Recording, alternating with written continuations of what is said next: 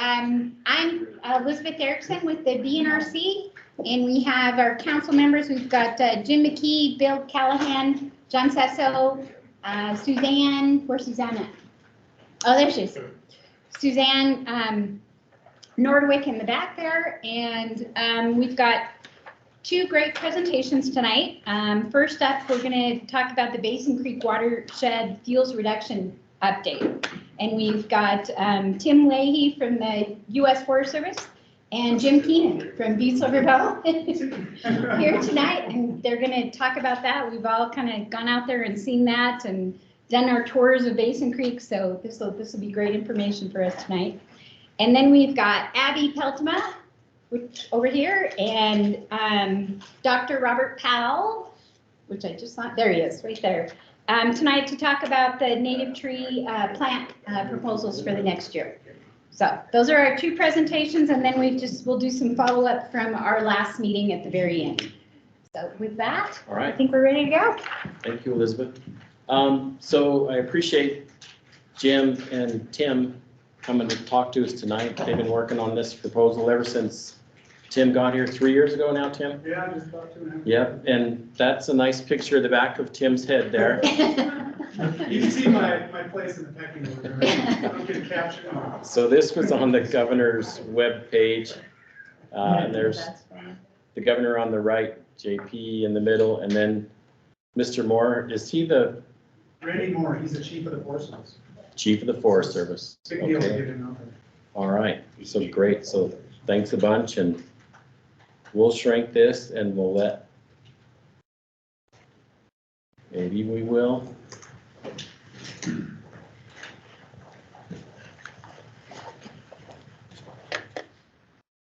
Okay, and So go stop sharing. Put that X right there. And sharing.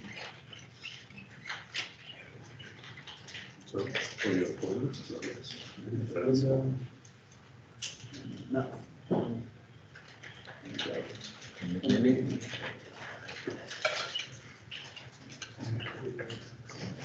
Oh, okay, so we start that? how are the folks online? Can you see the presentation? Everything looks great, yeah. Okay, thank you. Yeah, looks good. Okay, thank you. Oh, yeah. Good call. It does make a difference. You got sound on there? For that. Yeah, there should be sound. So we got a quick video. So thanks again for having us, Tim Leahy, Butte District Ranger, here for the Beaverhead Deer Lodge. Jim and I have done this presentation many times. Go ahead and introduce yourself. I'm Jim Keenan, the water plant superintendent with Butte Silver Bow. We have kind of a traveling road show here.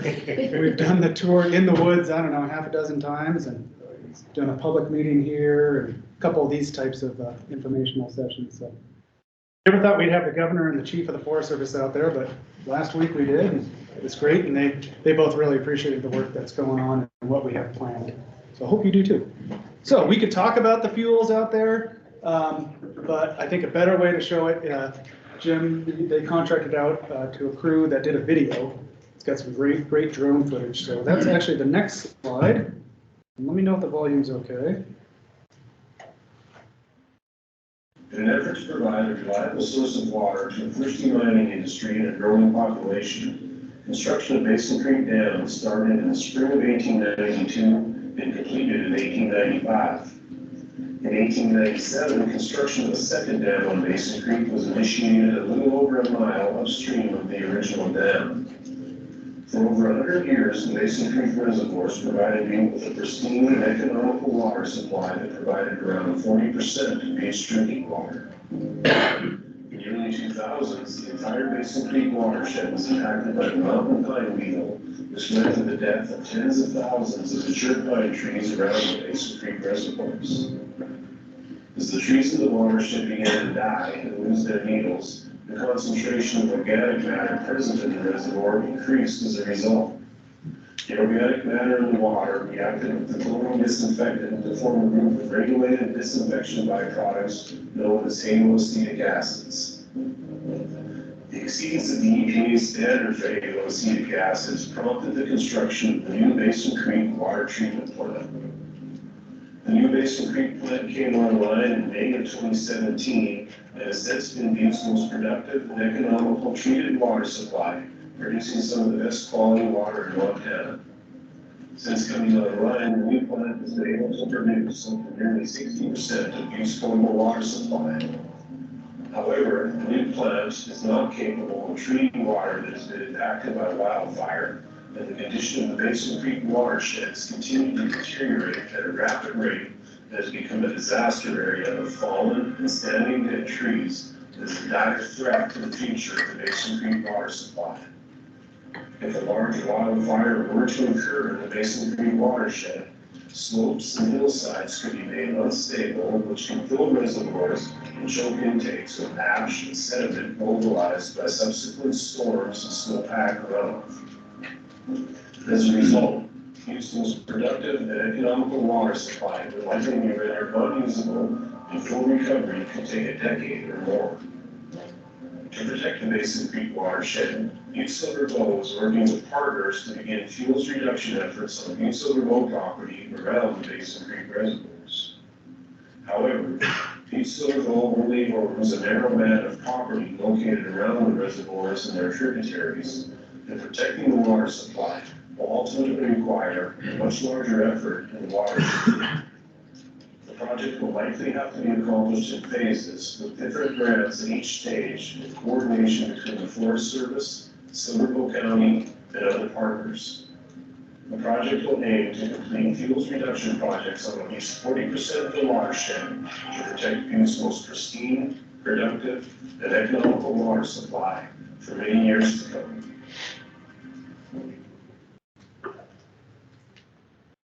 Okay, so we have a few slides from Jim, and then I've got a few, maybe about 20 minutes worth. We won't talk you to death here, and try to keep some more time for questions and answers if you haven't. All right, Take thank a you, look. Tim. The laser pointer? I'll see, Just one minute. I'll use my hands, see which readers I'm gonna be able to see the screen with here. I got my close-up readers and my far-away readers. So anyway, thank you, Tim, I appreciate that. And a lot of the content in the video is also in my presentation, so some things you'll hear twice. But I'll start with a little bit of history of the Basin Creek water supply. Basin Creek is one of 3 water supplies we have for our community. So Basin Creek the Basin Creek Dam was started in the spring of 1892 and originally completed in 1895.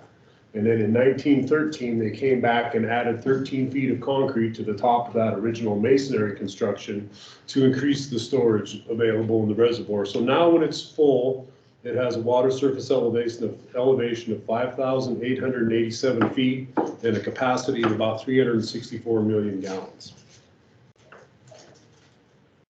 So before 2017, and I know a lot of you in the room already know a lot about the history of the Basin Creek water supply and the Basin Creek treatment plant, but before 2017, the Basin Creek supply was an unfiltered water supply that provided up to about 40% of the city's water supply. And the water flowed to town by gravity, just responding to demand in the distribution system. So the reservoir's up here and the Basin Creek pressure zone in town is down here, so water just flowed from the reservoir down the pipe and into town, just responding to demand in the distribution system. And for all of those years, from the 1890s through 2017, the only treatment was chlorination with chlorine gas at the reservoir and some efforts to control algae on the reservoir in the summertime. However, in the early 2000s, that's when the entire watershed was impacted by the mountain pine beetle, which led to the death of many tens of thousands of mature lodgepole pine within the watershed. And that's led to a situation where we have heavy fuel loading of a lot of standing and fallen dead lodgepole pine in the watershed, which has increased the potential for a large-scale, high-intensity wildfire in the watershed. And we're concerned that the severe impacts of a large-scale wildfire in the watershed could not just be loss of life. We don't want to be sending firefighters up into that watershed to try and defend our water supply, but we're concerned about the long-term loss of the Basin Creek water supply. Basin Creek filtration, as you know, we operated under a filtration waiver for the entire history of the dam until in the early 2010, we lost that filtration waiver as a result of exceeding the MCL for a disinfection byproduct known as haloacetic acids. So as the condition of the watershed began to deteriorate and those trees lost their needles and the trees began to decompose, the concentration of total organic carbon, or TOC, in the raw water supply began to increase. And then when we disinfected that water with those elevated TOC levels, the concentration of those disinfection byproducts in the distribution system also began to increase until finally we exceeded the MCL for that disinfection byproduct, and the Montana Department of Environmental Quality rescinded the filtration waiver that we had for the Basin Creek supply. So we were forced to either discontinue use of the Basin Creek water supply or build a filtration plant for that supply. And we couldn't discontinue the use of the supply. We couldn't make up the difference with our other water supplies. So we built a new water treatment plant. That was a $32 million project, all in with a couple of the ancillary facilities. That plant came online in May of 2017 and has since provided nearly 60% of Butte's potable water requirement on a decent water year. The plant has a 7 million gallon per day capacity, and well over 99% of the water that enters the plant leaves the plant as finished water. So it has a very small waste stream, and it's also very energy efficient. Compared to our Big Hole plant, which requires about 3,300 kilowatt hours of energy per million gallons of water processed, Basin Creek is about 1/6 that requirement, about 500 kilowatt hours per million gallons of water processed. That's because the plant was built to maintain as much of that gravity character of the old historic Basin Creek supply as possible. We wanted to be able to gravity flow water through the process and into town without pumping. So we only have to pump at the Basin Creek plant July, August, those real high demand months. The rest of the year, water just gravity flows from the reservoir down the pipe through the treatment process and into the distribution system without any pumping at all. So it's very, very energy efficient. The trade-off is the plant was not built to deal with water that's been impacted by wildfire. There's not a lot of pre-treatment, so it requires a very high quality source water, which it's always been. You know, it's always been such a high quality source water that it never required any treatment until just a few years ago. So a couple reasons why it requires such a high quality source water. These are a couple of pictures from inside the plant, and these are basically the two main steps in the treatment process. The first step are those blue cylinders. Those are 300 micron self-cleaning strainers. So they just remove any debris that made it from the reservoir through the intakes and into the pipe to the plant. 300 microns, the best example I've found. That is a picture of a penny laying on a 300 micron mesh, and the comparison they make in the description of that picture is the opening in the O in the In God We Trust is about the same size as the opening in that 300 micron mesh. So that's the first step in the process. The next step in the process are those ceramic membrane filters, and those have a pore size of 0.1 microns, so 3,000 times smaller than that first step in the process. So it's not hard to imagine a lot of ash and sediment and debris mobilized after a large-scale wildfire would just plug up this plant in a hurry, and we wouldn't be able to get any water through it. How do wildfires affect utilities? Well, fire suppression is expensive and dangerous, as I mentioned. We don't want to be sending wildfires up there, firefighters up there to fight a wildfire in the watershed. Water availability, we're concerned that the reservoir volume would be significantly reduced, and we wouldn't have that much water available to treat. The water quality would probably be degraded to the point where we wouldn't be able to get it through the treatment process. And then the degree of impact, of course, depends on the intensity and severity of the wildfire. We're set up for a real high intensity, really severe wildfire in the watershed. Slope steepness, there's lots of steep slopes in the Basin Creek watershed and a lot of highly erodible granitic soils in that watershed. And then, of course, the weather during and following a fire. Snow melt, subsequent storms would affect how much material would be mobilized into the reservoir. Think of the storm we had last Tuesday. Right. We have something like that post-fire. Yeah. We've been chasing washed out roads all over the forest. Yeah, so think of a couple of inches of rain over 7,700 acres of freshly burned erodible soils, and it would be a really bad situation. So the effects of a big fire like that, with a storm like that, would be felt in 3 phases. There's the initial debris flow. where you can end up with your intakes blocked, reservoirs overwhelmed with floating debris and ash. And that picture on the top right is a picture of Strontia Springs Reservoir, which is part of the city of Denver's water supply. And that's after a wildfire that they had in their watershed. And it's a similar watershed, granitic soils, a lot of dead lodgepole pine. And after that fire, they tried to dredge 625,000 cubic yards that had been mobilized into the reservoir to the tune of about $30 million. And apparently that effort was only somewhat successful. And they're still estimating something like the equivalent of several thousand dump truck loads per year of additional sediment being mobilized into that impoundment as a consequence of the wildfire that they suffered. And then there's the long-term alterations of the watershed, high-level sediment. That's the additional sediment that continues to be mobilized each year into the watershed. This picture on the bottom right is actually Basin Creek Reservoir. That's on the upstream side of Basin Creek Dam. Those are our intakes when they were being rebuilt, I think in 2006 when that project was taking place. So it's not hard to imagine. Those men are working on the low-level underdrain. Those two T-shaped intakes are the two that lead into the pipe that leads to the water treatment plant. They're maybe 12 or 15 feet off the bottom of the reservoir, so it's not hard to imagine all of that material will be mobilized. We'd reduce our reservoir storage significantly and would probably just cover up those intakes to where we wouldn't have to get any water out of the reservoir and into the pipe.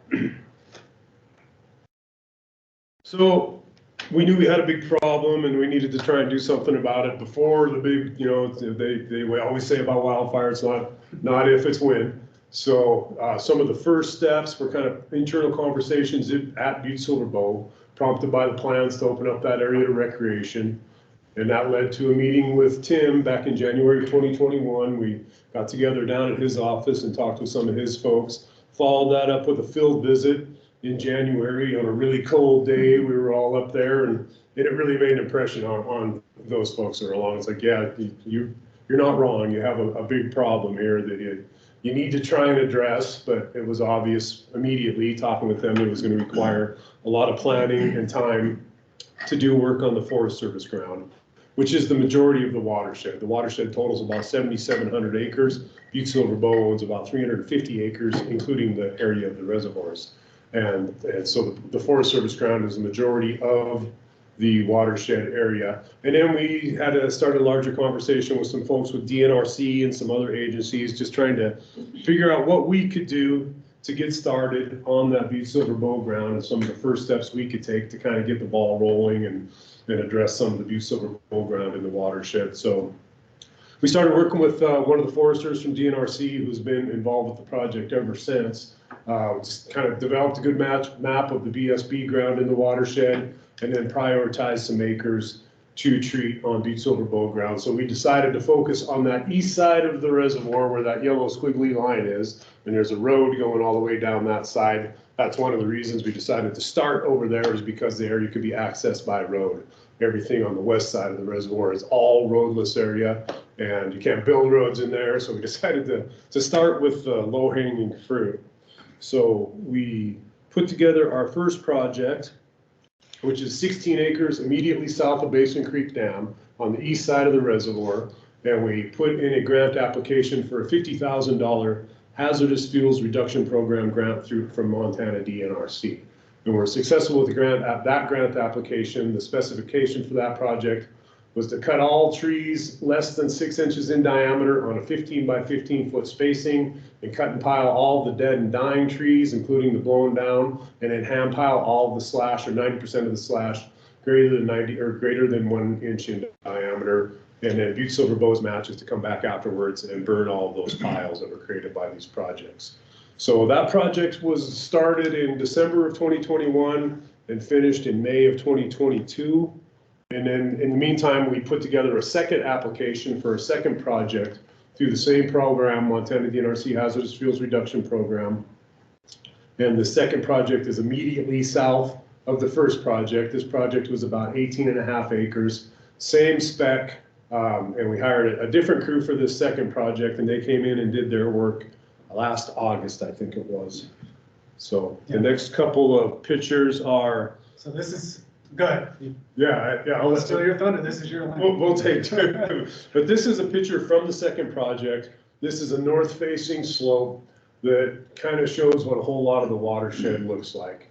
But this was a really kind of a tough area. You can see all the deadfall on the ground, all of that standing dead, and then all of the newer growth that started to come in. So take a good look at the before, and then this next picture is that same north-facing slope after after that crew finished their project last August. So that's that same slope.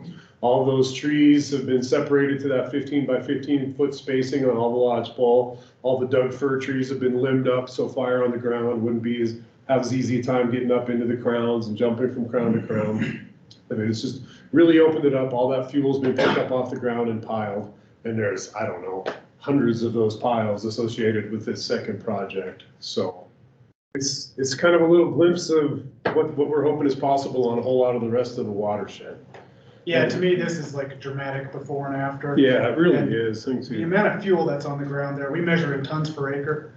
It's 50 tons plus, in some areas maybe up to 75 to 100 tons per acre. Just an immense amount of wood, and it's very labor intensive, expensive acres to get through, but you get a fire in that and it's very difficult. It's difficult for me. I get to make the decision. Do we go, how do we engage this fire? It's just, in order to fight fire safely in that kind of environment, it's difficult to do. So this, to me, is also a good example of what we're trying to complement on the Forest Service side of the boundary. So we'll get into that. Jim, are those piles you're burning? We burned a few of these piles. These piles are from the second project. We burned a lot of the piles from the first project, but I think these need to dry out another season. Maybe in the winter when we get some snow on the ground, we'll go back and burn those piles. But it's gonna take us years to burn them. There's no better beneficial use than just burning up? Well, It's so just too much of much it to is get to. just not accessible, you know, I mean, a lot of it would be great and I'll talk about it right now. Actually, that's a good point. So the road going into the reservoir, Yeah. as it is now, we can't focus on that road. We had some rocks that were in the way. The road's not in a good condition. So as part of our Forest Service project, we are going to improve that road. And our goal, because we have well over 2,000 acres, we want to remove some of that material either for firewood or have it go to the mill or post and pole. So we are doing some road work to get that road out of the street. Yeah, it's a shame. We did have one contractor look at it last year Yeah. that was interested in taking firewood out of there. Now that you asked the question, it kind of reminds me, and Tim was actually able to, because there was some Forest Service ground that he was gonna need to cross, and they kind of worked out an arrangement. And he put together the low bid for that second project. And he was gonna take stuff out on a truck, and I'm like, well, I don't know if you're gonna be able to get it down that road. And he came out and had another look at it. I think he brought his driver out there, and they decided they wouldn't be able to get it out there on the existing road. So, but Wasn't there at one point though, didn't you bring some out into the, Yeah. park? yeah, that was Yeah. kind of a real initial effort. The Butte Silver Bow crews tackled up there, just kind of a small area where they cleared a little area by the road that goes up to the upper reservoir. Okay, And they did bring some out, and it was in an area that was real operable. You know, there was a Okay. road here that took off this way, so there was and they still kind of got, you know, I mean, you would never be able to get DNRC to sign off on the work that we did up there, you know, and up with their grant funded project. They were kind of going cross country and stuff and kind of chewed things up a little bit. But yeah, they did take some firewood out of there. And it was a big hit. it didn't was a last big long. hit, I Yeah. remember, yeah, everybody Yeah. was pretty excited about how easy it was to just drive out into the parking lot there. Yeah, we'd love to do something like that Yeah. again, and we're looking at it, put together another request for proposals on our next project and mentioned that we'd like to see where it's accessible to have some of the logs and some of the material located in an area where we could come back as part of making our match and load it up into dump trucks and bring it down like we did that time before. So this next project, I think it's gonna be a little more achievable in certain areas down there, kind of on the north side of Bear Gulch and on the west side of that access road that goes up to that beach. I think there's gonna be some area there where we'll be able to get some trucks in there to do that type of thing, and that is something that we asked for in our request for proposals. So that project, we received another grant through this landscape scale restoration competitive grant program, which is a USDA program. We worked closely with the staff at BNRC in putting that application together. It was a lot more extensive and complicated than the little applications we put together for the first two projects. But we received a preliminary recommendation funding in last February of $255,000. And then we got a grant agreement on that program award end of last year. And right now we've got that request for proposals out to different contractors. We've been showing that project to several different contractors, and hopefully there's going to be some firewood potential from this project. But that's all BSB ground that we're hoping to tackle with that $255,000 that we have. All that little skinny strip along the west side and around all the way until you get to that area where you can see the little white area. There's a beach there. That's all roadless area that is going to be have to be walk-in or boat-in crews where they'll probably go in and cut and pile like we did with those first two projects. But some of that area, that part north of the dam, is actually technically outside of the watershed, but it's in that park area where all the Twisted Tea drinkers hang out on the weekends. So we want to get in there and try and clear that area out because there's a lot of dead trees in there. And we're concerned that a fire could get started down there and make its way up into the watershed. So that's going to be area down there around that park that's going to be a lot more accessible. We're hopefully be able to get some firewood and have some beneficial use of that material because there's a lot of it there. So that's 85 acres, and hopefully we'll be able to find a contractor that's available to start on that project August, September. So. And you'll see a map of the Forest Service proposal. So right as you get outside of their boundary, you're on Forest Service, all the rest of this ground. So we're really trying to complement the work they're doing, so it's going to be seamless either side of the boundary. How new is that picture? Looks like an older picture. Yeah. I was noticing the same thing. Yeah, it looks pretty great, good, doesn't it? Yeah, no problems at That's all. the problem. Looks fantastic. Yeah, I think that's just something I got off of a map app I use, so I think it's. Might be good to get a newer one. Yeah, something that shows that it looks beautiful. It's a good point. I appreciate that type of feedback. I'll find a worse picture. Are we heading into your stuff here? Do you mind? So I can stand back and just kind of look at it. Oh, we've run the show, sure. So this is we're in the middle. We're in a comment period for an environmental analysis right now. That comment period ends on June 20th, actually, coming up here this weekend. And that's going to cover 2,350 acres. It's kind of hard to see, but there's a reservoir right there. Right off the reservoir is where Jim was talking about doing some work. And there's the upper reservoir right about there. We really wanted to do a focused project in and around the reservoir to help. You're never going to fireproof an area. There's always going to be fire in this area, but we wanted to get some defensible space around the watershed infrastructure so that we could safely engage firefighters when we get a fire, because it's going to happen. And then I'll go through the different prescriptions here. So any of this kind of greenish color, that's what we're calling salvage. That's very similar to that picture that Jim showed, the before and after. So that's those areas where the predominant species is lodgepole. Any of these purple areas, this is kind of the drier aspects. Those are more Doug fir dominant stands, and we'll do what we call a Doug fir thin in those. We're calling this lodgepole thin. Jim mentioned roadless area. If you've heard of inventory roadless areas in the Forest Service, that's what this is. So it actually, a lot of roadless areas have roads. They're just labeled as IRAs. In this case, there isn't very much access into this area. And it does require you to modify the prescription, essentially which trees you're going to cut. So we had to modify that a little bit. So we'll leave, I think it says you have to cut generally small diameter timber, which we feel we'll be able to do. And we're just going to have to leave some of the more mature lodgepole. And then this red line, this actually follows the Continental Divide. And it did have to cut across here because we have a research natural area that we can't do any treatment in right here. This is what we're calling a shaded fuel break. So the intent of this up on the divide here is if we were to get a fire that started somewhere over here, we would have a place where we could put firefighters in, put some retardant down, and try to hopefully stop something before it got established into the watershed. So that's kind of what we're proposing. Like I said, we're in the comment period right now. If all goes well, we're hoping to have a decision on the project in July, next month. So, go ahead. All right, so why are we proposing this project? If you're if you've ever been involved in NEPA, it's kind of that purpose in need. Why are you doing the project here? So go ahead. Kept it pretty simple on this purpose in need. Sometimes it'll be a laundry list. We're doing it for this reason and that reason. This one is the watershed is critical to the citizens of Butte. Like Jim said, it provides 60% of the water.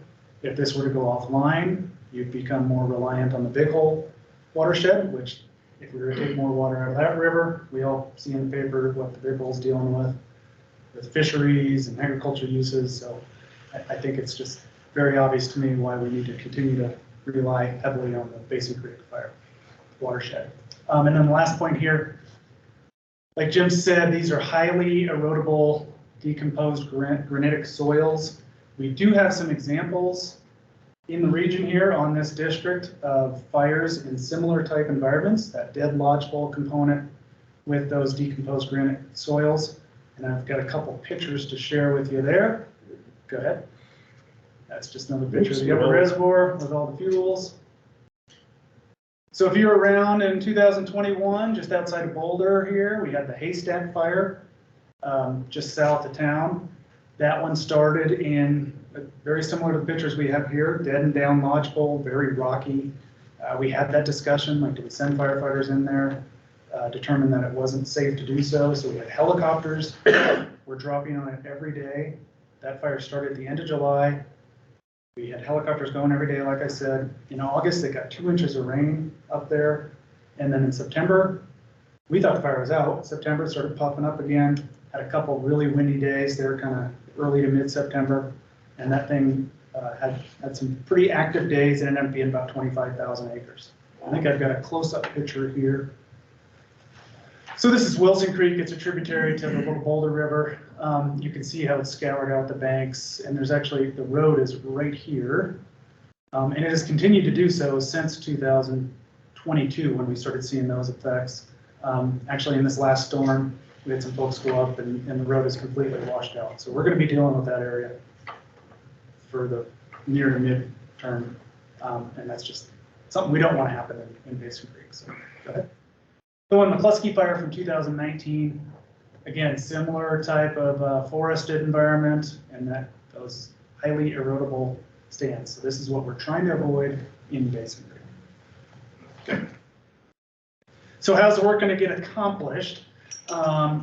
So we are going to utilize a tool called Good Neighbor Authority. What that allows us to do is the state of Montana, BNRC in this case, can prepare and implement contracts on federal land using state contracts.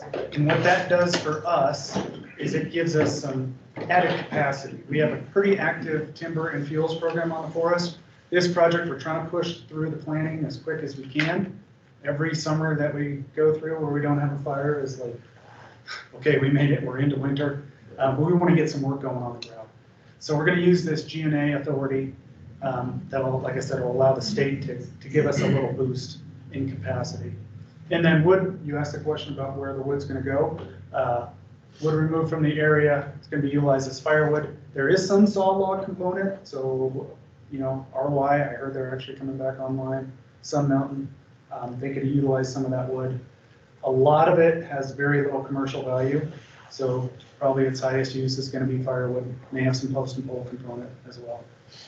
And if any value we can get out of that wood will just offset the cost of what it's going to take to treat these acres. It's going to take a lot of money. These are expensive acres.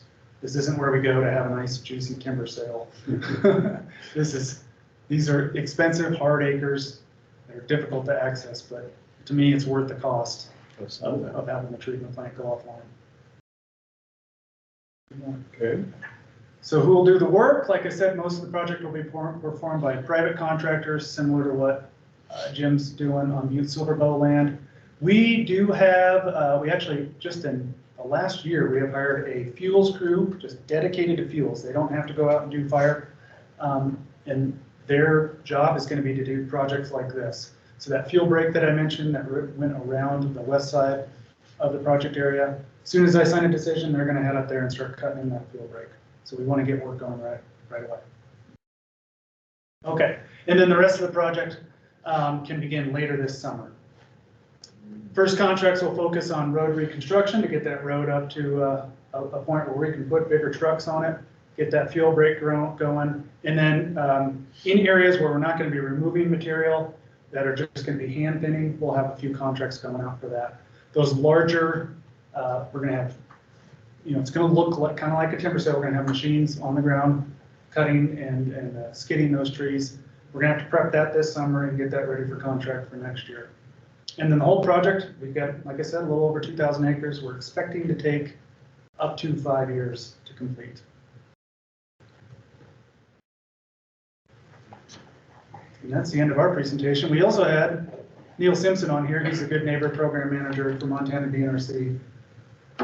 He helped give a public meeting on this a month or two ago. And for me, honestly, I think it was Pat, actually. You were the one that called me like week 2 on the job. Pat calls me and says, hey, I think you have a problem at Basin Creek. Are you familiar with that? And I actually had prepped a timber sale back in the mid-2000s. And it was a lot of that area over towards Lime Kiln, Roosevelt Drive. So I was familiar with the area and knew what we had going on. There was an alternative in that project to treat in the watershed. It was decided not to at the time because that was a pre-treatment facility. So here we are, kind of cleaning up what maybe could have been done 15 years ago, but people made the best decision they could. So Pat brought the problem to me. I started working with Jim, and then BNRC jumped in to help. They're going to help with the planning and the prep. So I really see it as like we see a problem. You've got all 3 levels of government coming together to help address that problem and come up with a solution. So with that, do you have anything else, or we can leave it open to Q&A here? Yeah. We'll open up for questions. Want to do the council first? Go ahead, Bill. So in order to protect the resource, how many actual acres are you going to have to clean up? So our goal, there is some research, Mark Finney with the Forest Service, the kind of magic number that they go with is treat 20 to 40% of the watershed to get to a point where you're affecting a positive difference on it. So that's what we've been shooting for, is that 40% number. So for us, it's 2,350 acres.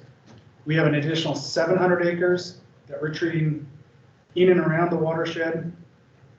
And that is to promote aspen, but it also has a side benefit of some fuel reduction. So we'll be right around 3,000 acres, and then you'll be close to Probably a couple hundred. Maybe? couple hundred total by the time we're all done. Yeah. So give or take 3,500 acres that'll have to be treated, which is about half of, maybe a little bit less than half of the entire. So that's kind of what we're shooting for. Okay, and so you're saying that it'll take, you figure maybe it'll take 5 years or more to get that finished? Yeah, it's slow going work. Yeah, I understand. Even with equipment. Yeah. And you also made mention of the fact that you had, correct me if I'm wrong here, you had made mention of the fact that you had contemplated some kind of a pre-treatment facility in case we have a fire, so that there would be some way that we don't do something to the $30 million that we've already spent on the water treatment plant. Is that something that is not in consideration, or is that something that maybe we should be considering in case we end up in a worst case scenario? Because if, I mean, is there some way or some way possible that we could have a pre-treatment so that we don't end up with all those organic materials going into the water treatment plant? It's probably in your wheelhouse there. Yeah, thought about it a little bit, but Bozeman spent a whole bunch of money on pre-treatment when they built their water treatment plant. They've got grit removal and big sedimentation basins, and I don't know, even with all that expense that they've put into pre-treatment, that it's gonna, I just don't know if you can really treat water that's been impacted by an intense wildfire in a watershed like that.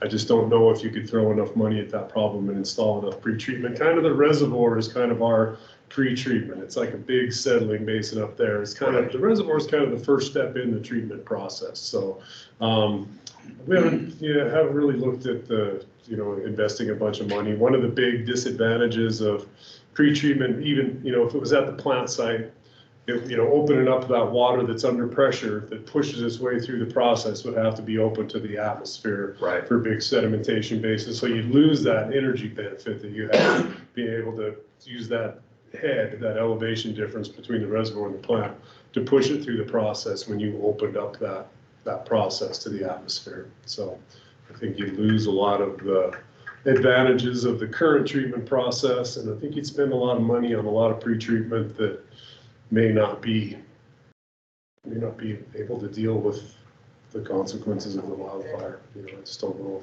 if you could build a plant that could really treat that water, you know. Yeah, you mentioned Bozeman, and were they dealing with the same kind of, you know, with the same kind of situation that we are with those kinds of soils and that kind of thing? And I don't know anything about that, what's going on down in Bozeman. It would seem to me that we might want to consider, you know, what the outcome's going to be if, like you were saying, it's going to burn one of these days.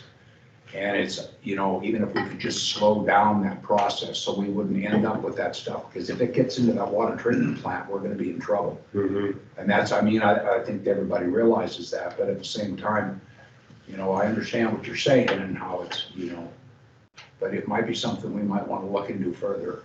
Yeah. I mean, you know, that's my 2 bits worth. Yeah, there's probably some potential, maybe if you did something at the elevation of the reservoir where you pumped impacted water out of the reservoir into sedimentation basins up there, and did some pre-treatment with chemical up there, and you wouldn't lose that whole gravity character of the supply, you know. But I think, you know, you'd probably be looking at the cost of building the plant again almost, you know, by the time you really did something impactful that would make a big difference. You know, I just think it would be a big investment, but I really think, yeah, for sure, it's definitely worth something looking at and considering and learning more about what the options might be. And Bozeman does have a project on Forest Service land in their watershed, not the same component of dead lodgepole that we have, and I think it is a different soil type, but definitely the concern with fire in their municipal watershed. Helena as well, they're actually very similar to us in the 10-mile watershed, similar forested environment, similar soils. So we actually took a field trip to that watershed with JP Gallagher at the beginning of this process to kind of look at what they've been doing. And they're also doing a project up there. Thanks. Go ahead, John. Are we, just remind me, is Butte Silverbow the senior water right up there on that water? Most of the time on the Basin Creek tributary in Bear Gulch, yes. We actually, Butte's water system is fascinating and amazing, and the things that they built 100 years ago will blow your mind. We actually take water from the other side of the Continental Divide, up in the Mammoth Creek drainage, up in the Highlands, and we gravity flow it over the Continental Divide into the Basin Creek watershed. That one we, May to September, I think it is, we are the second water right. The rest of the year we're the first water right. So that's a little bit of a concern some years, dry years especially, where we have to pinch back what we're taking from that supply so they can get it over on the Jeff over on that side. And is there any bet or any participation in project costs from the senior water right holder on this?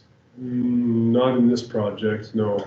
No, this project, that watershed is actually outside of the Basin Creek watershed, so they haven't been approached or involved, you know. It's kind of its own separate watershed over on that side. Understood. Thank you. It's something. How long-term of a solution is that thinning? Because, you know, when it's the trees might recruit a couple of decades. It's just what is your estimation? Because you make kind of now new habitats for new lodgepole to come up in those in the area. What is your estimation? Yeah, so I was actually on a field trip up in the South Hills around Helena, and they talked about that very thing. This first entry is the expensive. It's going to take a lot of money and time to get it to where we want it to be, but there's definitely a maintenance component to that as well. We don't want whoever follows us 50 years from now to be having to deal with the same thing. So we have to keep up with the maintenance of the vegetation as it grows in, because lodgepole comes back like crazy after disturbance. So for both, excuse me, somebody else. Oh, We'll start in front, work our way Go back. here and work around. Yeah.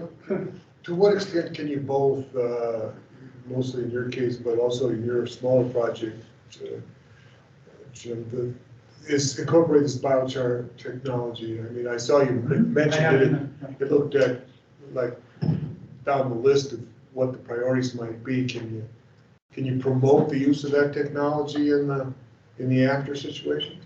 I think you had someone come out and. We did a demonstration project I don't know last about year. that, but I'm asking you, I mean, is there a way in your RFP and when you're selecting the contractor to give that some sense of priority?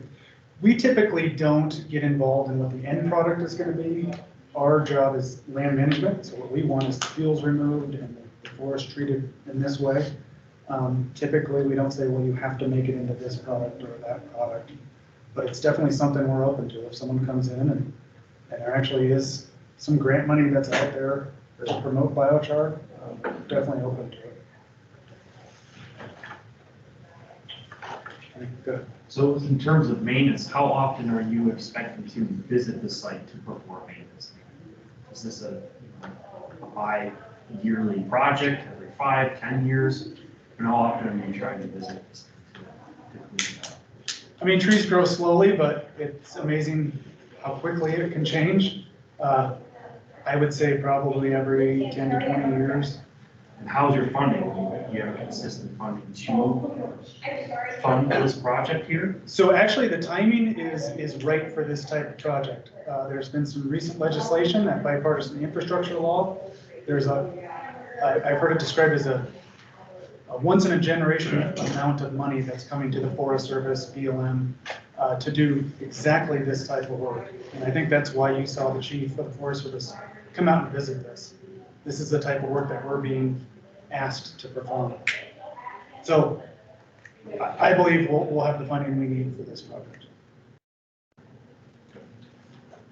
So it looks like the first parts of the project and even later phases are particularly concentrating close to the shore of the lake. Mm-hmm. There might be a fire during the time that this project is underway. Mm-hmm. To what extent does having it clear with widely spaced trees and good, unburned soil, because I know burned soil, we lived in Los Alamos during the fire when the Forest Service started, or was it the Department of Interior? I don't remember. It was actually, it was Park Service. Yeah, it's Interior. It was Bandelier. Yeah. Well, wasn't it? it was up, it was sort of up, anyway, it was up the hill from Bandelier. I don't remember who started anyway, it's the government. But the ground was sort of basically glass. Yeah. And the water doesn't soak in, it, runs off and then it can erode. And so I'm wondering to what extent what you're doing in the immediate perimeter of the reservoir is enough to protect it from some of the really problematic runoff that would come if there's a fire in the watershed.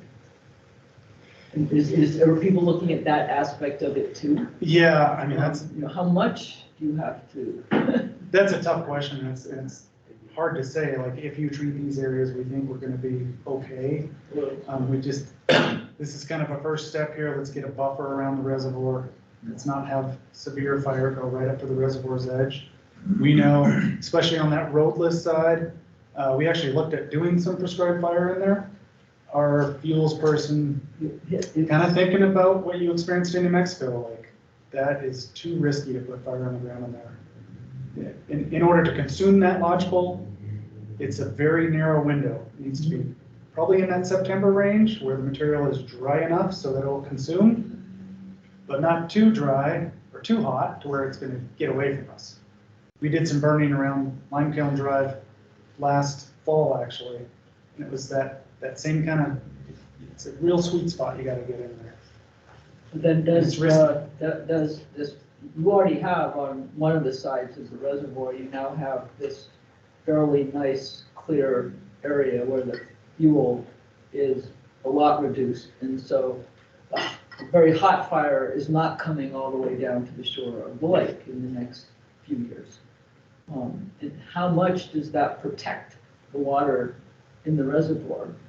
I think it's kind of hard to say, hard to know, but just my my sense of it would be like trying to stop a bull with a piece of paper, you know, I just don't, I think it looks nice, but I don't think it's in the grand scheme of things, if we had a really large scale, you know, I think it's a great start and every little bit matters, but we've covered 34 acres of 7,700, and I just think if you had that type of material mobilized, I think it would probably be really ugly looking where we've done all that nice work. I think it would, you know, I think it's just kind of doing what we can and getting started, but I don't take a lot of comfort in what we've accomplished, that it's gonna, you know, if it was a 1,000 foot or 2,000 foot buffer zone, maybe you feel like it would make a difference, but so much of that boundary that BSB holds around the reservoirs is in some spots 50 feet wide, 100 feet wide. There's some spots that are a little wider, but for the most part,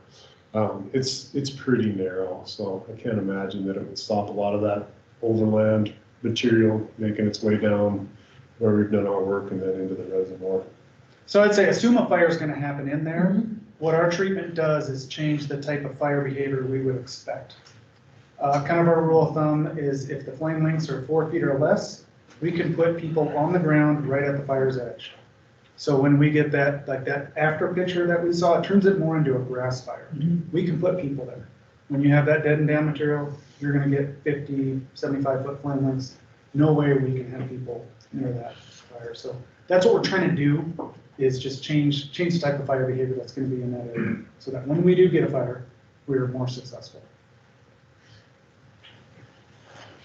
Is there any way to, say, enhance aspen growth back in there? I mean, turn it into an aspen stand. I mean, if you look at East Ridge, you know, it's largely covered with aspen. So they're much more fire resistant, and They are, and actually on one of Jim's slides, it said we had 700 acres of aspen treatment. That's actually ongoing. We have crews out there right now in the watershed on Forest Service land.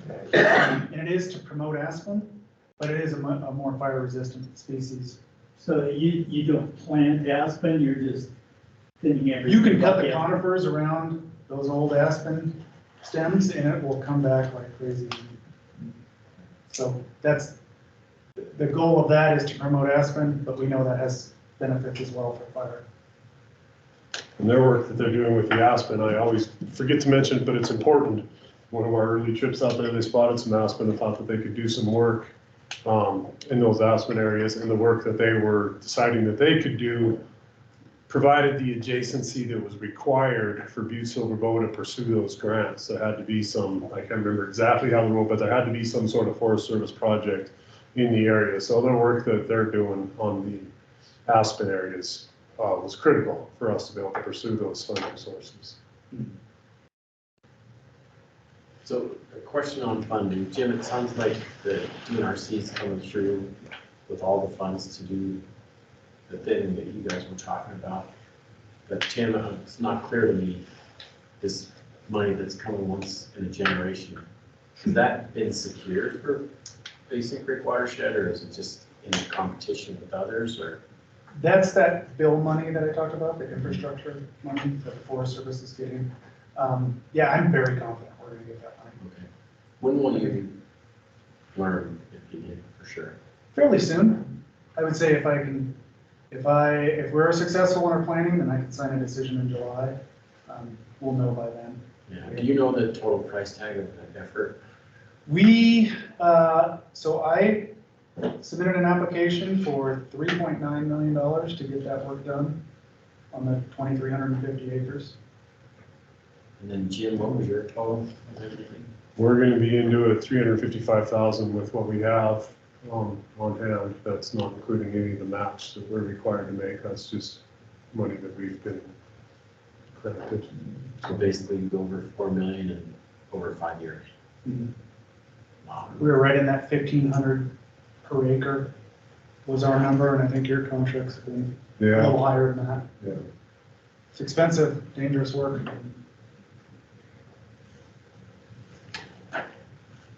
Any more questions?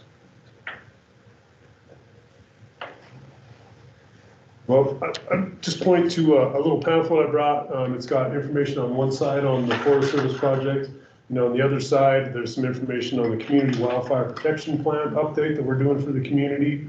And there's information on the back of that, on that community wildfire protection plan about a public meeting that's going to take place June 27th down at the Office of Emergency Management. So we're kind of putting together, updating that plan that was done in 2005 for Butte Silver Bow. So we'd love for everybody that gets a water bill should have got one of those. In there's a bill stuff for this past month, but if you didn't take one or ask me and I'll give you some more information, we'd love to have folks come and check out that public meeting and see what we're doing there. So. And there's a QR code on there that'll link you to our forest webpage that has all the planning documents, and I welcome any comments that people have. It really helps kind of guide us in the direction we need to go. So probably people who don't have a water bill are the ones whose houses are in places. Yep, you're right. That's not the first time somebody's pointed that out. So, But, as a suggestion, you might want to communicate, how are you communicating with the people that don't have water bills and therefore aren't surrounded by other houses?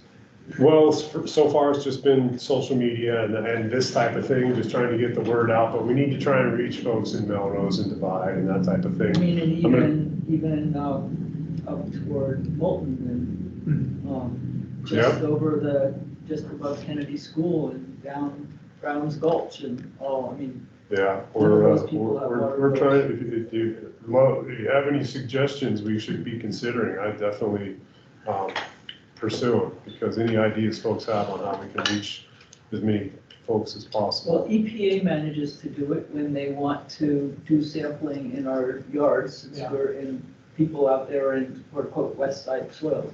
Yeah. But there was an article in the Standard a couple of Sundays ago. It also got picked up by the Helena IR.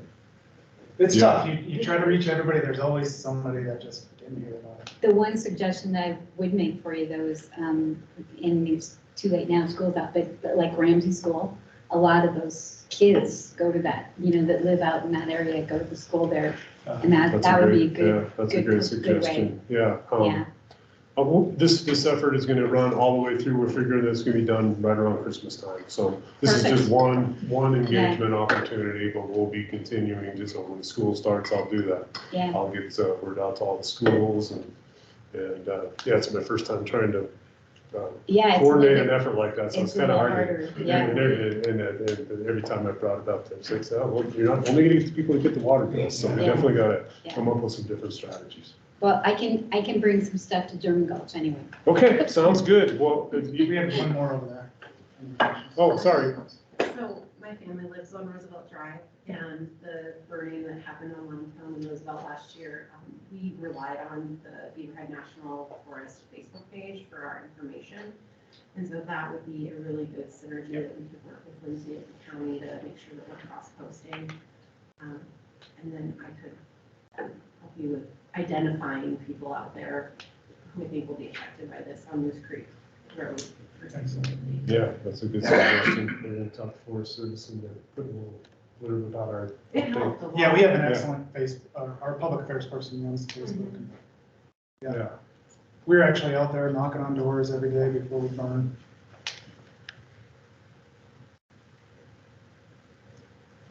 Great. Anything else? Thanks, everybody. Yeah, thank you. Appreciate the opportunity. Thanks. Thank you so much.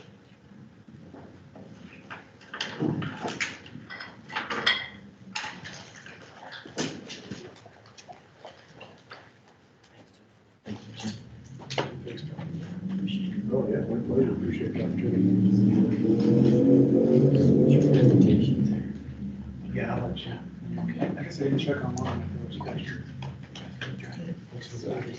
Yes.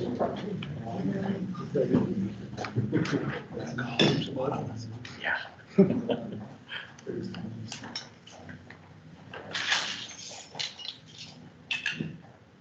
Thank you so much. Thank you. Appreciate it. Thanks.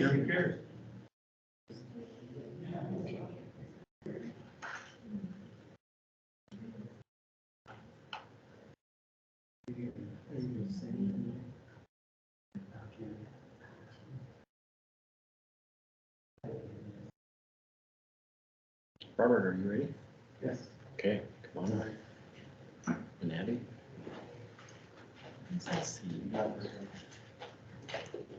Do you have a slide that that's right?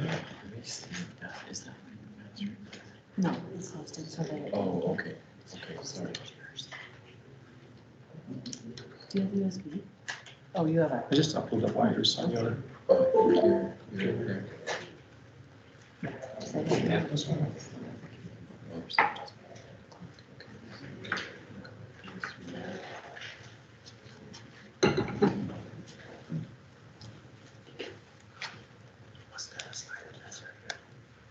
We can't use. It's just a laser. And it's just a laser. Does it? Is it connected? Because they didn't use it.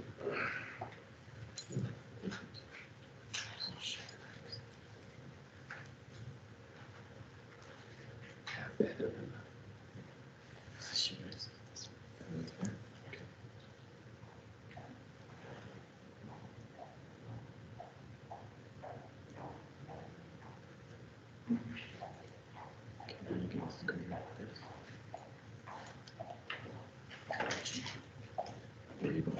I'll let you drive. Okay. Thanks. Question for the folks online. Can you see Abby and Robert's presentation? We can. Yep. Okay, thank you. No, you can, and then I can use this. Okay. There. All right, so I'm Abby Peltma. I'm the data manager for the Butte Hill Department of Reclamation. And I have with me. And I'm Robert Powell from Montana Tech and representing the Montana Tech Native Plant Program. So we are here to present our planting plans for the 2023-2024 season, as well as talk about, you know, the overview of the program, kind of revisit some of those things, also the 2022 summary. And then after we talk through the planting plans, we'll present our budgets. First up, overview of the program. So just to kind of revisit, so we actually had the opportunity in March to give a presentation to CTEC, just kind of covering the whole program. And it was really, really well received. A lot of folks were really excited to hear about the work that you guys have been funding, that we've all been doing and partnering on. So we kind of pulled some of that stuff from that presentation just because we thought it might be good to revisit for this. So again, the goals, right? Reestablish a diverse and self-sustaining native plant community on the reclaimed areas of the Butte Hill. Another goal is to minimize the erosion, which is a huge hot topic tonight. Also establish, again, a self-sustaining ecosystem and ultimately protect the entire watershed. And of course, funded by the NRDP program. So we actually had Crystal and Robert run the numbers for that CTEC presentation, and we were pretty amazed by it. So in total, throughout the whole planting grants, we planted at 75 locations. We've installed 138 different plant species. We've installed over 65,000 individual plants, which I believe is every year Robert wants more plants than and then the other thing is that we've worked with numerous partners and hundreds of students and volunteers, which I think has been one of the best kind of things that have kind of come out of this. Is people taking ownership. Yeah, it's definitely an extra benefit to this. So this is really quick. This map right here, right? This is the BIPSU, so the Butte Priority Soils Operable Unit. It's really hard to see quite, so I zoned in on it, but all of those little teal areas are places that I've mapped that are planting locations in the BIPSU. And so as you recall, right, within the BIPSU, we have about 600 remediated acres. They all kind of come together to form those breeze sites. So there's 178 breeze vegetated and engineered sites. And then this is just a close-up of like the work we've done at the Anselmo. So you can kind of see here, you gotta do one laser. Yes. So if you kind of look here, right, we've done a lot of the south slope here. This is the Anselmo dump work that we've done recently, that swale as well. Also along the walking trail. These plantings are some of the older plantings. These ones occurred probably like 2016 and before that, before Robert and I came online. But lots of areas that we've been able to get into. This is just a small example, right? Because we talked about how there's over 75 places we planted. So this is just some of the examples. So Scrap H, you guys are really familiar with, the Grand Mountain Memorial area. Lexington Mine Yard, we have quite a few plants at. Buffalo South was our location last year that we'll take you back to. Missoula Gulch, the ball fields, Foreman Park, we just talked about Anselmo. The Ganyan, the original, the Washoe Dump. Some of these, I don't know, sometimes when I go back through the list, do you guys remember all of these sites that were planted at, right? The catch basins, Emma Dump, Clark Mill, and so many more. And this is kind of what it looks like on the ground. They're all of these sites are very unique, very different. We've employed a lot of different methods on these sites over the years. So first one up here, this is the Trevona. So there's Robert and his group putting out what they use for the collars, right, which he'll talk a little bit more about. Here's on the Anselmo south slope on the mine yard, and so here's our crews actually putting in the scrapes that we use to put the plants into. This one's also the Anselmo. We were mulching there. Yeah. This one's the Lexington. This is Scrap H, and this is About the Anselmo, one of those slopes. oh, one of the slopes within the rocks where there were some pockets that we planted into. And it's not just us. Like I said, when we gave this presentation to CTEC, it kind of reminded us all of the iterations of folks that have been in on this project, like John and Julia and Brandon and Crystal and Chris Douglas, Mark Mariano, not to mention again all of the students that we've had the opportunity to work with, two of which we have here tonight that were able to come on board as our restoration technicians that we'll talk about a little later. You can keep driving through, okay? So we've talked these slides through a couple years now, but if you recall, right, for a lot of years we were evaluated by Herrera, and so specifically Len Ballack, and we worked for a long time with Len on, you know, what are the things we're doing right, what are the things we're not, where can we improve, right? That's kind of the name of game of science, right? What can we do better, what are the lessons learned? So some of the things, right, one of the things we learned was appropriate species selection, right? So we aim primarily to prioritize Montana native plants. Robert and Crystal go out, they collect native seed, make sure to propagate it here. So everything is localized. BSB has also integrated native seed mixes into our reclamation practices. So everything that we are seeding now on the Butte Hill has been vetted by Dr. Powell, and they're all native. Also, we've learned that amendments can be really helpful. So in the form of whether it's mycorrhizae, biofertilizer, sawdust, restoration packs, we're constantly kind of looking at new different things on what we can do with that. We also learned that the difference between using tree pods versus planting areas. So initially, right, these great big soil pods were used, right, and they had lots of soil amendment into them. Now we're kind of finding, soil's a hot commodity, right? You can't just come by it. So, we've learned that we have a lot of acreage, so we're going to use it, right? So, but that can look really different, right? It might be scrapes, it might be rough and loose, like what we've used up at Scrap H. It could be previously repaired areas that were repaired by our operations and maintenance crews, and we can go back in and just, jump on that and use it. The other thing we've talked through is plant size, right? So we transitioned away from bigger plants we use really itty bitty plants, right? They're little guys, but we're planting thousands of them. So, that they can kind of adapt to the environment. The other thing we've changed is we've moved from irrigation systems to watering. Again, another thing that Nick and McKenna have come online to help with. And we've worked through a lot of different watering plans to kind of make that work so that they're not just relying on water and that we're weaning them as the years go so that they're back to a self-sustaining ecosystem. The other thing that's worked really well is I feel like we have a really great partnership. Sometimes when we're out on the sites and we're talking through all this, we're like, oh yeah, we have to present different things, but it gets confusing because we're working hand in hand all the time talking through our projects. So we retain Dr. Powell's services to evaluate and verify our remedial maintenance plans that are consistent with the ecological objectives. We utilize the Mariano model, which was another BNRC small project. We're collaboratively performing community outreach. On the front end, we're preparing the sites, monitoring moisture, performing weed and browse control.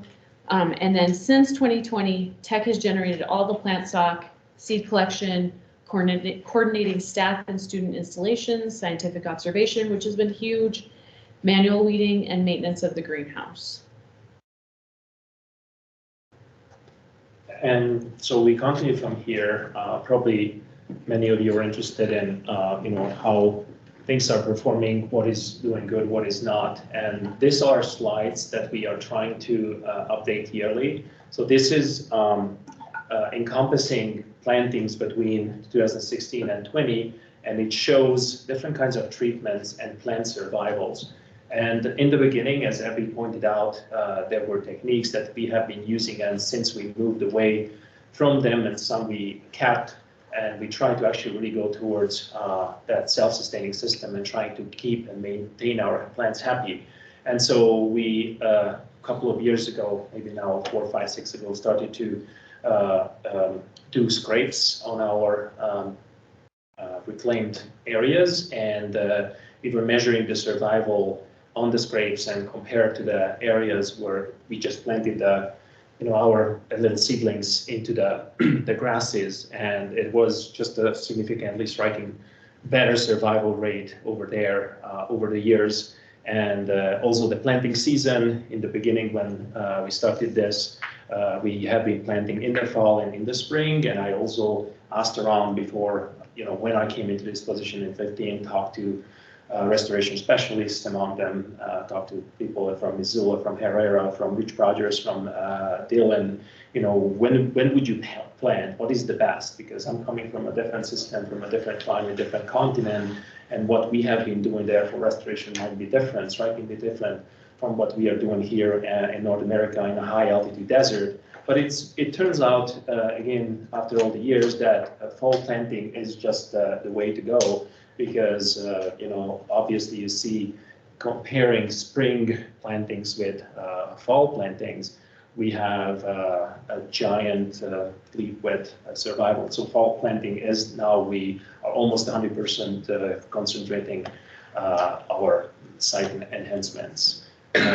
So yeah. Robert, in your statistics there for the fall plantings, then are those scraped or not scraped, or This is is now both? only taking into consideration the planting time, so we Okay. are taking out from the equation whether it's scraped So or not. it's We a can, combination of both? yeah. Okay. So we can, I could have had 4 plots showing scraped fall. Yeah, right. Scraped, spring and non-scraped in the same version. It's just, I wanted to make it simple. So next one, I can actually take this. Can you? Yeah, and then also we have been working with a lot of different kinds of, I call them life forms, what plants are. There is, starting from forbs, the little flowering plants, grasses, shrubs. Of course, everyone knows the smaller woody plants, and then of course trees. And we actually considered willows. They're also kind of shrubs, but they're very different, and they're only like moist sites, which we don't really have a lot on the Butte Hill. And you also can see that on the survival. So we were trying to identify so-called moist or wet sites and willow plantings. Sometimes we put in thousands and thousands of willow cuttings. And although in the springtime, there's the runoff that makes it look really wet, but in the end, by the summer, those areas just don't hold water, and there's no groundwater whatsoever present. So a lot of those plants die. But luckily, there's some that make it, and we have, so-called upland willows that, since 2016 holding on, and they're forming little bushes. Trees, so we're trying to go really low maintenance, so we're not going out and putting out 10 CFS of water on the hill for sure. So we just, for the first season, we are trying to make them happy, but after we have them hands-on, and so they're just on their own. And trees doing okay, but really shrubs are the life form that we're doing the best. And so I put this in because this was an experiment that we evaluated after the 4th years. Abby already touched based on a picture that showed, we call them restoration packs. So it's like a really cheap restoration technique where we can protect our plants from the elements, should it be sun, wind, all kinds of weather, and we can, of course, augment them with amendments, and that way it keeps it and creates these fertile little islands. And so evaluated this after the 4th year, and so these experiments really are holding on and providing much better results compared to where we don't apply this restoration pack. So this is how they look like. It's just cheap cardboard boxes that we cut up to these longer stripes, and then we attach them together, making a collar, and we putting them around our plants. And they're very thankful. And you can see that the diameter of the fringe sage that we use for a test plant is just significantly higher in the case of the usage of the collar. And if you look at also all kinds of amendments compared to where we did put nothing to the plants, even if it's just synthetic fertilizer, we gain much bigger plants just by applying those. Okay, and so you might ask, where is your plants? So this is many times how our sites look like. So this is one of the plants that we applied the PAL 2016 seed mix, and compared to that, before it was a cheatgrass desert, now it's a nice, a much better ecosystem, and it has diversity, and it has different kinds of functional types, and it's just a good visual if you go up to the hill. Last year, Professor Bev Hartline pointed out that this is something that it looks like a sea of flowers up on the hill. This is one of our sites, and again, our goal is to establish diverse, self-sustaining native plant communities that we don't need to really care about a lot. So this is another one. If you go out, you might just see, well, you guys have been working here for so long, and where is your plant? So this is above the, what is the bowl field's name? Copper Mountain. The Copper Mountain bowl fields. And since 2016, we have worked in a way in these sites, and nowadays it was last year when we really see a lot of the results that we are kind of having. And these plantings was for one season because it was also spring planting, so we were trying to do our best. I remember we brought out the Montana Tech truck, and these are little limber pine and some watchpole pine. So this is a 2016 planting, and again, we didn't touch it since it's almost kind of put into the mine waste, and it kind of is reaching up to our waist. And some, here is Daniel, one of our now ecological restoration master students, surveying this site last year, and there's just plants all over. So if we imagine this site in a decade or so, it's going to be a little limber pine forest. And again, it's kind of, if you don't look at our plants and if you don't look at our plantings, you just might go by. A gentleman up on the hill, was just walking around, and he said, well, you guys are crazy. You have been working here for, I don't know how that lady named Crystal was putting in plants, and there's nothing visible. And I just invited him out, and we showed around, and his view completely changed. So anyway, she's just, again, this is very important. This is another site. It's like the chokecherry plant shrubs coming up. These are probably now 10 years old. This is one of the sites that we are re-evaluating. And this is one of, again, the 2016 plants. That's the first year when we started to apply scrapes. And these were little plants. I'm not joking. These were little Artemisia, sagebrush plants. And they're bushes now, and they're flowering and they're bringing seeds. So now we go into the 2022 summary, and I'm just looking at the side. Would you like me to kind of go into this? That's so we are trying to now summarize what we have been doing, what we done in 2022, and we grew all kinds of different plants, 500 trees, 1,500 shrubs, and 3,000 forbs. With the previous year's plant material, we have around 2006. We had over 6,000 plants that were ready to be used in 2022. We have a nice little new addition to our program, a second greenhouse that is now loaded with plants. And here's one of our volunteers actually thinning the plants down there. We collected native plant seeds from 50 species. Here's one of our students, just representative, collecting seeds from one of these areas.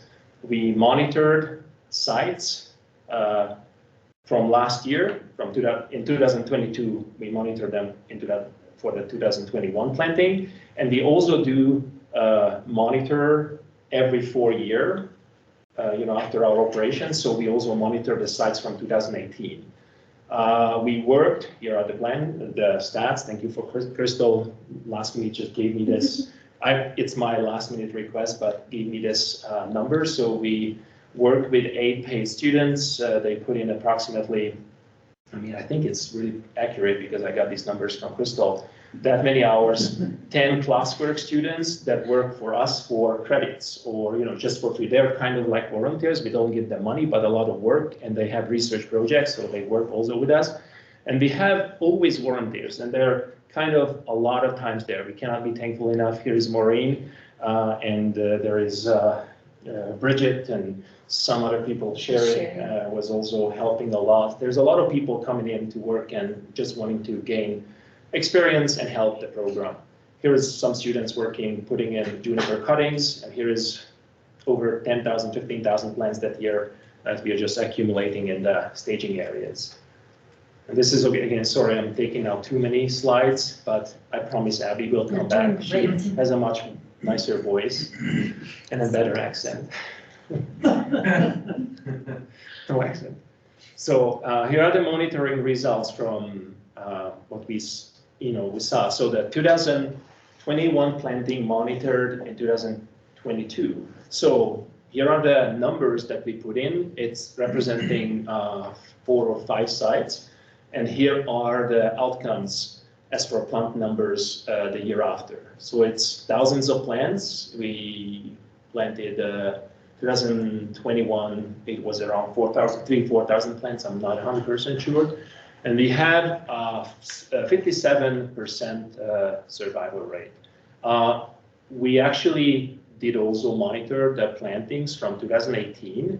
And the good news is that, those plants that, they kind of give up in the first year, a lot of them, so we only, within 4 years, we went a little lower, but it's still near to 50%. Looking at the scientific literature, whether this is good or acceptable or not, Butte, Montana is a high altitude desert ecosystem. When I came here and applied for this position, I was told this is challenging. And looking up the results for ecological restoration projects, not gardening projects, it can actually reach from as low as 30% to 90%, depending where you are, what you are doing. So our results really fall into that picture, I would say pretty well. And I also need to tell you that there are sites here that we unfortunately, there is successes and failure. So among these sites, there is CV9, which was one of the catch basins, and we planted thousands of willows and shrubs along the shores of that site, and unfortunately, they all died because that year there was a big, it's among this. That year there was that rain event that actually accumulated a lot of water in the catch basins, and it was more than a month that the plants stood just underwater. So you can actually overwater the plants. That was also visible from that. And then there are sites like the Trevona where, I just took a couple of pictures from here today, where you have a lot of the shrubs, a lot of the flowering plants, pollinators, there's even butterflies representing that. Trees that have been, now planted in 2016, and they're this big or this big, and they're chewed many times badly by deer.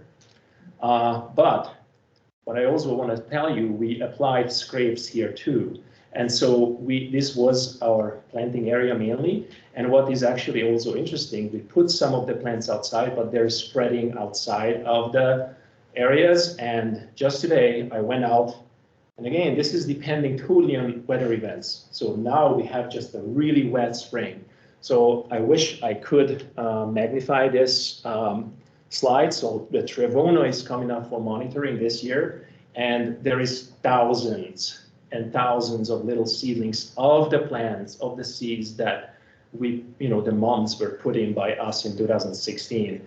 And, just here, just next to that plant, there is a lot of them coming up.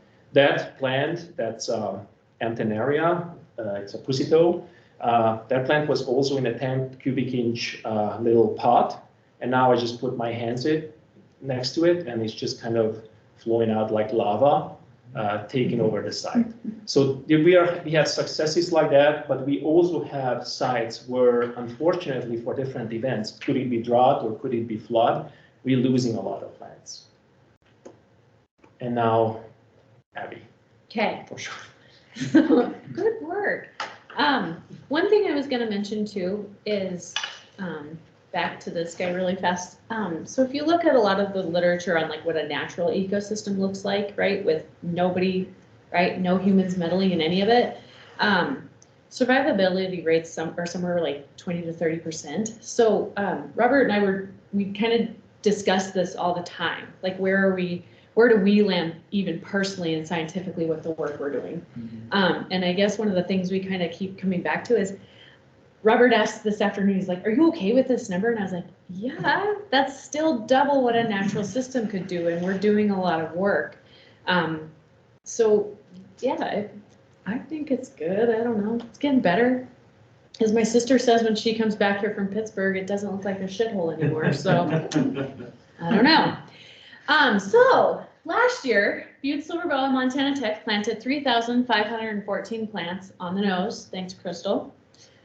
We proposed, if you recall, 3,000 to 3,500. We went 14 over.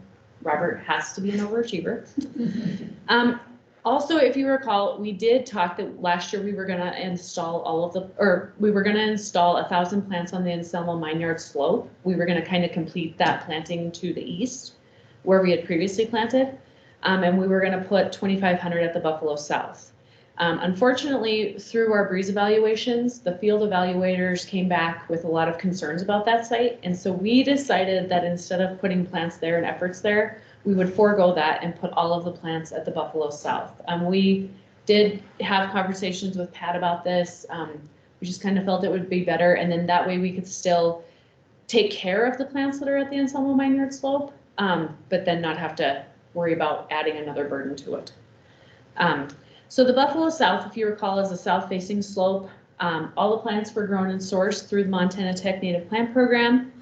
So the trees of the plants installed, there were 504 trees, 1,385 shrubs, and 1,625 forbs. So again, just to kind of bring you back to some of the issues that came up in the breeze evaluation in 2021. There was some serious weed infestation, some active erosion, and barren areas.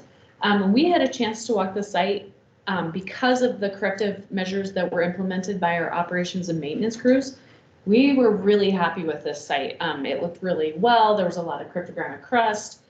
So we were really excited to actually put a lot of plants there. So prior to our planting activities, weed control was implemented. Our O&M crews actually went and expanded the stormwater infrastructure that runs along Main there. So it's on the east end of the site to control velocity and corrective action erosion. We initially kind of played with the idea of planting there, and we still might propose that in the future, but we were kind of thinking, let it kind of do its thing, see how it was going to do with some of the flow. And then there was also interstitial seeding that was performed in the fall of 2022. So all of these were done before our plantings. So again, this was what we initially proposed, was just to kind of plant. This is where that stormwater infrastructure was kind of done. And we kind of just plan to plant everywhere because the site just had a lot of opportunity available. So it's giant. It's enormous, yes. So this was the site where we wanted to do the community planting. Again, we were gonna kind of augment with another 1,000 plants. And instead we just put everything there. So this was again another site that the weeds weren't as bad as originally because they had gone out and sprayed before. So we actually spent a few days pulling hand weeds again. We opted for that. We've I know scrapes are super successful, but we kind of have this ongoing conversation about, what is the appropriate time and place to put a big piece of equipment on the site? Are we doing more harm than good? This was one of those sites where we felt like we were going to be doing more harm on.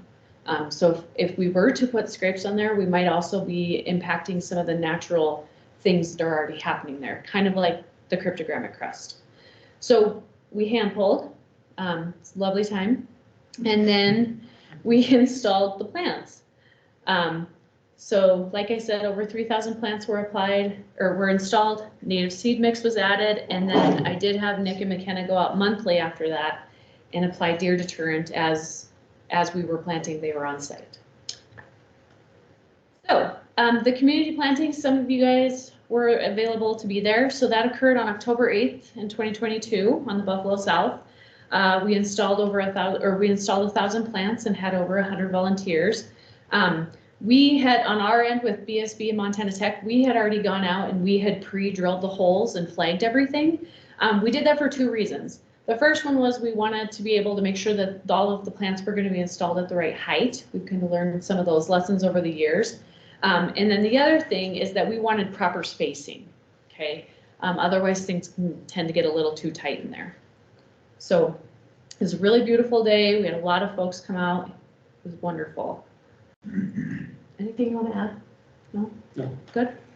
I mentioned before that I was going to spend a minute to talk about our restoration technicians that came on. So if you recall last year, we made the ask to bring on 2 restoration technicians. We got really lucky and we got 2 students from Montana Tech, the restoration program, Nick and McKenna. So we've been really lucky with them because they have a lot of, you know, new institutional knowledge that we can kind of marry with what we're doing on the site. So it just kind of has been a really great collaboration with them. And they are little worker bees, so we couldn't be happier. So some of the routine duties that they have, weeding, they've started back this week actually, and they've been out weeding already for us because we have a bumper crop of Dalmatian toad flax on some sites. In July, we're thinking we'll pick back up with watering. It's been a pretty wet year, so we're gonna actually go and do some soil moisture monitoring tomorrow to kind of see where we're at. We'll kind of keep track of that to see when we actually want to start watering. They'll continue applying mulch as well to kind of help the trees, all the little plants, and then of course apply deer deterrent. And I put these trees in. I didn't have pictures of Nick and McKenna, so I was like, oh, well, we'll just be funny. So just so you can see how lovely these little deer are, you guys have seen them on the hill, they're huge. So this guy, right, he's in the Anselmo Timber Yard, and it's hard to see, but this guy is right there. And every time we would leave, he would sneak over and go right for the quaking ass at the bottom of the bench, sorry. Yeah, but that was one of the things we kind of talked about before in the last couple of years. We talked about how we need to apply deer deterrent more frequently. And so last year we were able to do once a month, and then towards the end there, I think I was like, can we do this please every other week? Because you could just see him coming down. So. And it's because it's impossible also to fence all these areas. So if we would like to keep, you know, it's self-sustaining is also deer a part of it, but we see on our plants that are, you know, now 6, 7 years old, they're still bonsai because deer are just loving native plants. They don't like the grass really out there that is planted for them. They love the plants that we put in. Yeah, it's lovely. So, any questions on the 2022? Just kind of, so we'll move into our 2023 planting plans. So this year, we are proposing to return to work on the West Grey Rock, which will be the site of the community planting, and I'll show you guys some aerial photos of where this is at, but this is along the walking trail, so kind of starting kind of a little bit more west from the Grand Amount Memorial, and not quite to Foreman's Park, where you recall we did the Mother's Day planting before. So kind of all along that Copperway Trail, we have some really nice opportunities I think that this would be great for. So we are again proposing 3,000 to 3,500 plants total. Sure we'll be at 3,500, although Robert's going to be out of the country. All plants are going to be grown and sourced through Montana Tech again, and all of the sites will be prepared by BSB. So the first site that we're going to talk about, so this is starting closest to, you can kind of see the head frame here in the background, right? So this is starting closest to the Grand Amount Memorial, and this is the diamond. So the first site is the Penrose. So in the last breeze evaluation cycle, there was some exposed waste along the north part of the walking trail. This is actually that spot there where our crews have gone in to repair and augment the soil, remove the waste, bring it back up, do all of the necessary repairs. And there were also some weeds on the mine shaft cap and some plant litter associated with the grasses. So that exposed waste was removed, weed control implemented, and as you can see, what we started noticing on this is there's a lot of opportunities in these bare pockets for us to go plant in. Okay. And just pointing it out that, weather events, what we had last week was already mentioned on Tuesday. The picture was taken not long after, and the rain events really show us how important would be sturdy, long-rooted native plants to kind of keep this hillsides on their place, especially if they have waste rocks or mine waste beneath them. So we are proposing, so this is the Penrose here, and this is the Mariano model, so showing all of the different species that we'd be able to plant there. So we're proposing to utilize those pockets along the walking trail for the planting. If additional soil augmentation is necessary, we will do that. As of right now, everything looks really good. And then interstitial seeding would occur post October 15th. So this would, again, getting back to Robert's point, increase the woody species so that we can enhance the soil stability. And for those of you who might remember or might not remember exactly what those colors mean, so they mean different aspects, different slopes, also presence of previously planted plantings, and what are the requirements of certain native plants. And so based on those polygons, in a way, they're filled in with information with the native plants that we have been using, so we know exactly which species to focus on and which to avoid in these situations. So these are very handy. Some are just a uniform, green patch, and there we don't need to think a lot, but in this, the site 42 has actually 4 colors, meaning different situations and different probably requirements of the native plants. So then continuing west along the Copperway Trail there, we're gonna move into the Silver Queen site. This is similar. Erosion really along the north part of the walking trail. There were minimal weeds, some plant litter again. So our crews did go in, augment some of the soil where it was eroding, and then also weed control is implemented. And again, as you can see in this picture, right, there's all these great little pockets that we would be able to utilize for the plants. And they're more intense on the near to the trail, but as you go into the side, if you walk at them, there is a lot more. They're not as erosive, but they're providing us good opportunities to augment and diversify the site as our goal is, because it's usually just, in this case, sheep fescue, not much diversity in a way included. So again, kind of walking along the walking trail here, we would just continue to augment those pockets along the walking trail. Everything else along there looks really actually nice. And then our last site would be the West Grey Rock. So continuing again, southwest along the trail. This site had a little more noxious weeds to it. It had a barren area around the mine shaft cap. Same issue with the plant litter. So again, the barren area was seeded, repaired, weed control is implemented. We are proposing on this site, just because some of the grasses are so dense, we are actually proposing to do some scraped areas in this, in these sites. And so, let me go to the aerial. Whoop. It's after that. It's after that. Oh, just kidding. So we're actually proposing to do the community planting in this area here. It looks like it would be a straight south-facing slope, but what it is it's actually a really kind of nice catchment basin there. It's really gradual. It would be really nice access for everybody, because folks could come from Foreman's Park, or they could walk down this way. It's a highly visible area, so we just think that it would be a really appealing spot to have a community planting. The other thing we would propose to do here is, again, utilize those same pockets along the walking trail, and then we would propose another 1,000 in these pockets up here. There are some barren pockets in here, but we kind of talked, and we don't feel like we would put scrapes up there because there's a lot more cryptogranite crust mosses up there that we really don't want to destroy. If you go back to that picture. Yes. So this is a lot of you were there at the, we called it the Mother's Day planting because it actually fell into the Mother's Day weekend. But it was just, south from all these other sites, from Foreman Park. And we had, again, that day, probably over 150 volunteers. Beth Hartline is just, Beth Hartline signing up there for the site. And as you see, these pictures were all taken on that same day. And you see the scrapes that we have been putting in. There was a lot of kids, and I heard from community members that, well, if I'm walking by, I still kind of, my kid goes up there, I planted this plant.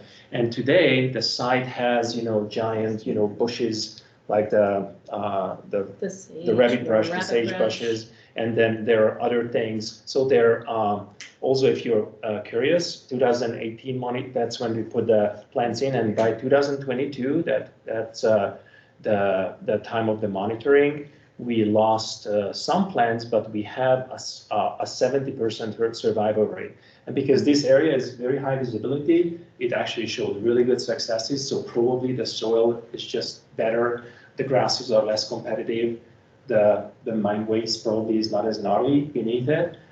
We actually suspect a much better success on these sites, and it's helping the current ideas. And then anticipated additional activities would be weeding on previously planted sites, which we've already kind of begun, applying mulch as necessary, performing the soil moisture monitoring to guide the watering plans, apply watering as needed to the older plantings. We're really only going to be watering the sites we planted last year and then 2 years ago. We try to kind of keep that to a strict weeding plan so that we can kind of turn those back to the self-sustaining ecosystem they should be. We'll also keep up with frequent application of deer deterrent. Robert and his crew will keep up with all the scientific monitoring, which is a huge boon to the project. Assess and improve current restoration approaches, and then continue with our community engagement through the community planting events and just people walking by. So, jumping right into the budgets. I'll present the Butte Silver Bowl fiscal year 2024 budget. So for the total budget first, the total is $97,174.90. We, from the BNRC, we would request $68,143.88 with the match from Butte Silver Bowl of $29,031.02. So kind of, I apologize, it's so small, but I'll walk us through it. So it is broken into a few different categories. So first is personnel, then contracted services, marketing and communications, and then supplies and materials. So if you look at the first section, the personnel section, those are the hours we anticipate to be spending on these sites. We keep a pretty good log of how much time we've been spending on them the last few years. Nick, McKenna, we all track our time on there, and this is roughly where they've been. So, and then we would have the time of our operators and laborers we're suspecting with them doing the scrapes on the West Grey Rock. And then, as you can see, again, we also built in the short-term restoration specialists to bring back our technicians again. So what that looks like is, where am I at here, is we would be, that calculates out to $49,634 to be covered by the tree program, with a match from Butte Silver Bowl of $19,317.52, for a total of $68,951.52. The next part of this is the contracted services, and so this is weed control and maintenance. And we're suspecting somewhere around 75 hours at a rate of $65. So that would put us at $4,875. The next is marketing and communications, and so we have that in there built in for specifically for the community engagement piece, so we can advertise for that, and that's $200. And then we'll move into supplies and materials. As you can see, right, we have no expenditure for the vegetation, as that's all procured through Dr. Powell's staff and through the program. We also do not have anything for water because we are using the Metro effluent that is provided. Fuel, you can see we have like fuel costs for like transporting the water at least to the sites. We do have soils built in there, mulch, and then I have a slew of general operating supplies. So watering supplies, like in the case of like hoses or replacing any of the generator, deer deterrent, the excavator, drill kits. Dr. Robert Powell usually breaks a drill kit a season. So we do have to replace those usually. Also the drill bits, we've recycled them as much as we can as far as sharpening them on our own. They're probably due again though, kind of trying to weed those out. Knee pads, work gloves, and then we do have built in there the equipment rental for a mini excavator if our equipment is not available. So that, like we said, what that kind of looks like from BNRC would be the $49,634 for personnel, a little over $18,000 for supplies and materials, $200 for the communications, and the match from us would be a little over $19,000 for personnel, almost $5,000 for weed control, and then $4,838 assumed by BSB for indirect costs. Yeah. So here's our budget, and it's higher than youth server as it always is, and the reason for that is because so I have a month and a half of summer salary in 2023 and in 2024, and I also oversee the program during the entire year. So in a way that comes into a cost share where in a way TAC pays for my time, but I'm still overseeing the program and helping the program. One big budget item is Crystal's salary. So our greenhouse manager is hired with the program for 12 months. And so her salary is part of the budget. And then we have a master's student for the summer, and then undergraduate student also, which we calculate also for the entire academic year and also for the summer. And here you can see their wages. And so $87,739 is the total of these amounts. And then there's also benefits above those numbers. And basically our supplies and travels are the lowest category items in this budget. Also, it's very hard to calculate cost share. So so Joanne Lee is now the director for the research office, and she's helping me to put together these budgets. And I asked her, how can we actually itemize all those hours that the students put in? I told you that we can kind of take them as volunteers because we know that we have certain amount of students who need to put in certain credits of work, and they help in our program. And then the other thing, we of course have IDC because we are a university system. That is also a cheaper IDC because Beba, if I remember, you were the person in charge when you agreed that lower category, which is 5% lower than we charge any other budgets.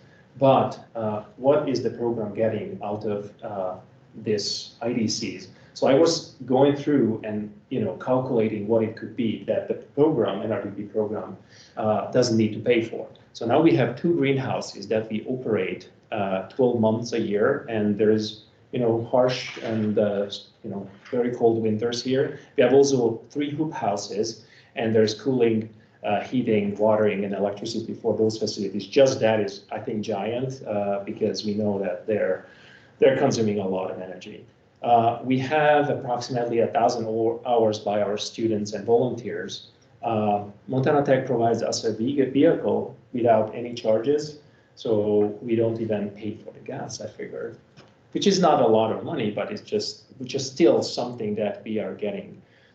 We are provided by an entire house, which has a lab and storage units that we also don't pay from the program. We are provided by office space we call for greenhouse manager, but that's the headroom of the greenhouse. And then there's also a space provided for our seed orchard that is also at Montana Tech, and the program doesn't need to pay. So in a way, I think those IDCs are really covered by a lot. So in the end, all these budgets come down to $152 $1,500. That is $3,000 less that we asked last year. And what we could itemize, our cost share is only $20,055. But there's also all those things that I couldn't budgeted by Joanne. And with that,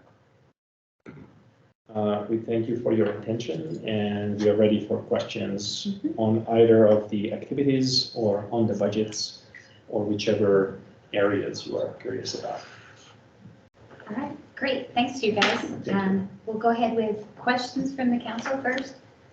Any questions from the council? Okay, I'll open it up to questions from the public. Any questions from you guys? Go ahead, Jeff. Not a question, it's observation, watching this program evolve. This is pretty amazing with the, not only what's been achieved, but the continuing follow-up and monitoring and getting numeric values for success. I would say it's an extremely impressive program. You guys need to write a book on this. Really, this should be a textbook. You're writing papers up, trying to not. This should be a textbook for reclamation. Maybe in retirement, I don't know. Oh, it's time for Nick and McKenna, there's your projects. Right up? Okay. Yeah. Go ahead, John. Just a quick question for you guys. Long term, what's happening here is bomber, and I agree, like, it'd be a really cool textbook, because I'm a nerd and I like reading too, so. But I have a concern for you long term. If we look at the two budgets that were presented, from both sides, Butte Silver Bow's, our money to Butte Silver Bow is 73% of the money is going to labor costs. And of course, over Tech, 94% of the money is going to labor costs.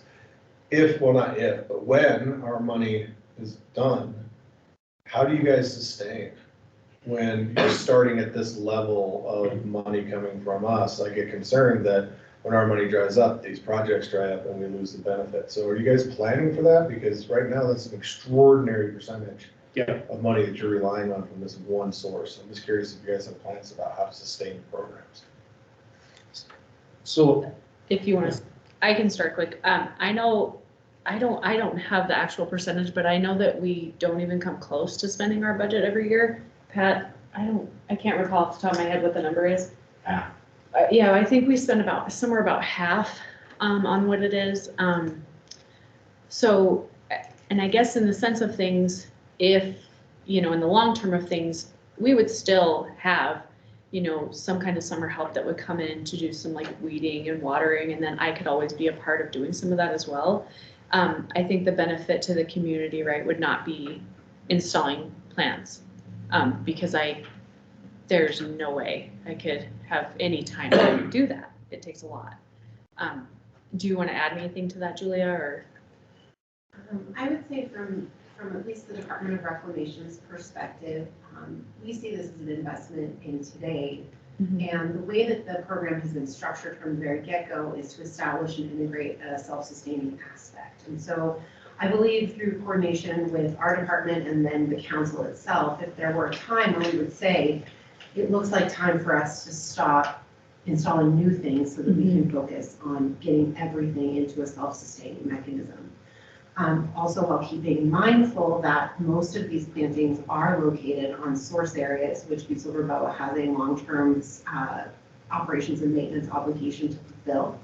And it is part of the reason why we integrate the work and the expertise of Dr. Powell and how we are approaching new remedy or new O&M on these sites to make sure that as we are performing correction on a barren area, that we are integrating appropriate soils, and then we're not replacing them with Eurasian grasses, but those that allow for a symbiotic relationship with those plants that we have installed using BNRC dollars. We recognize that it's heavy labor, but I think that that's a upfront cost that we can gradually see some savings on in the after or in the long term. Oh, I guess I'm not too worried about that. I'm much more worried about what we have left in the budget. Do you have that off the top of your head, Pat? In this category? I'm not worried about like what you guys are expending. I'm worried about how fast it may get expended. You won't have access to the money. That's all I'm asking, is there someone looking at that budget, looking at, we've got 5 years of runway, or do we have 3 years of runway? That's what I'm trying to just make sure, I'm asking questions that I can find. I think where we stand right now, John, both of these programs have at least 5 more years funding. Okay. And with that, does that work with the planning you guys are doing? If you lose this money in 5 years, that you get to the self-sustaining level of things? I guess that's what, just want to make sure we're thinking ahead, is a level of my questions here. I think that's definitely something that, absent of having the numbers in front of us here, we can anticipate and plan for. I know that Butte Hill, at least in the way that we approach the budgets, we have to make sure we have enough money in our budgets that we have authority to spend. And we need your authority to bring that to our council for their authority. It's a lot of bureaucracy there, but it's the way that it works. I have looked at the numbers, and in the last 4 cycles, we've spent less than $25,000 on this program, with budgets set at around $70,000. The initial grant that was made to Butte Silver Bow, I believe, totaled $1 million, and a portion of that funding was actually swept in the reconfiguration of the money to account for the Parrot's project. But knowing that, I think that we have ample money, in front of us to be able to anticipate what we could see as a drawdown of this particular project, and allow us to anticipate that and cover these responsibilities with other funds we have. That's a question too, is the 20.5 for Blacktail. So whatever leftovers goes back to different funds, is some of that coming back to this particular fund? Yeah, that's a good question, Joe. I'm not sure how many years out that is. Yeah, Yeah, I think you guys all remember the crazy Byzantine chart we've been calling it, with all the arrows, money going here, money coming back this way. Yeah, I think when all is said and done and the Blacktail Creek project is completed, there should be, let's be conservative, $10 million coming back to. Come on. And I can't remember off the top of my head, but I think between 36 and 51% comes back to Butte Area 1 account. Sorry, I don't have the chart in front of me. So yeah, you're looking at $4 million more coming back in 5 years to go. But some of us would contend that the 51% would also come back for investments in Butte Silver Bow like this for the long term. Some of us would contend that all of the money that's left over from the Blacktail Creek project can be invested in restoration projects here in Butte. Yeah. That's where it belongs. And, the performance of this project will be important to assess whether or not some of that money should be invested in continuing this program. And if we could switch gears for a second, if you've got your answer, John. Thank you. I was gonna say, I didn't, hello, Robert, sorry. But I let you finish that, and I also talk about the. No, go ahead. No, go ahead. I was just going to follow up and switch to the sustainability, your charts on sustainability and death rates. But if you want to continue the discussion of. No, I just wanted to actually also reflect, yes, because now we heard kind of the proposal. Yeah, please do. And I don't think we have that good of an outlook, because, we have people who are some 100% funded, but what we were kind of considering now that could help the project to run better. Now we have 2 greenhouses, and a lot of people want to buy native plants, so we could just kind of source a lot of native plants and maybe kind of, and that is something that we talked with Carlene, I don't know what is her position right now. Finance. She's the budget director. Budget director. How is that possible within a university system that we kind of maybe can be also providing native plants for other programs, and that could help, for example, fund some of Crystal's salary. But also, I hope we can count also the partners And I don't know how much Montana Tech values this program and how much in the end, if they feel this is going to go away, if they don't chime in, because it's very significant also for the educational perspective. So this gives students a good opportunity to, like McKenna and Nick and other students who are not, by the way, as lucky that they can work in the summer, but they just have a lot of hands-on experience that they help, they can get better jobs out there. They have right away, not just taken classes, but they hands-on participated in restoration projects, even if they just washed pots, collected seeds, did a lot of different things with our program. So I'm hoping that will be solutions from several ways. I'm sorry, No, that's John, wonderful. you. So my question would go back to your assessment of the 57%, the 53%, the not only the sustainability in the context of mortality rates of the species that you plant, but now that we've been at it for nearly a decade, I remember the first large tree plantings were done in 12 and 13 as kind of a pilot coming out of the BAO's master plan that was completed in 12. And now you've had, you've flushed that particular approach to the side, but a lot of your slides were, from 16 to 20, and now we've got 2 more years of that. Are you beginning to get a sense of the scope of the project?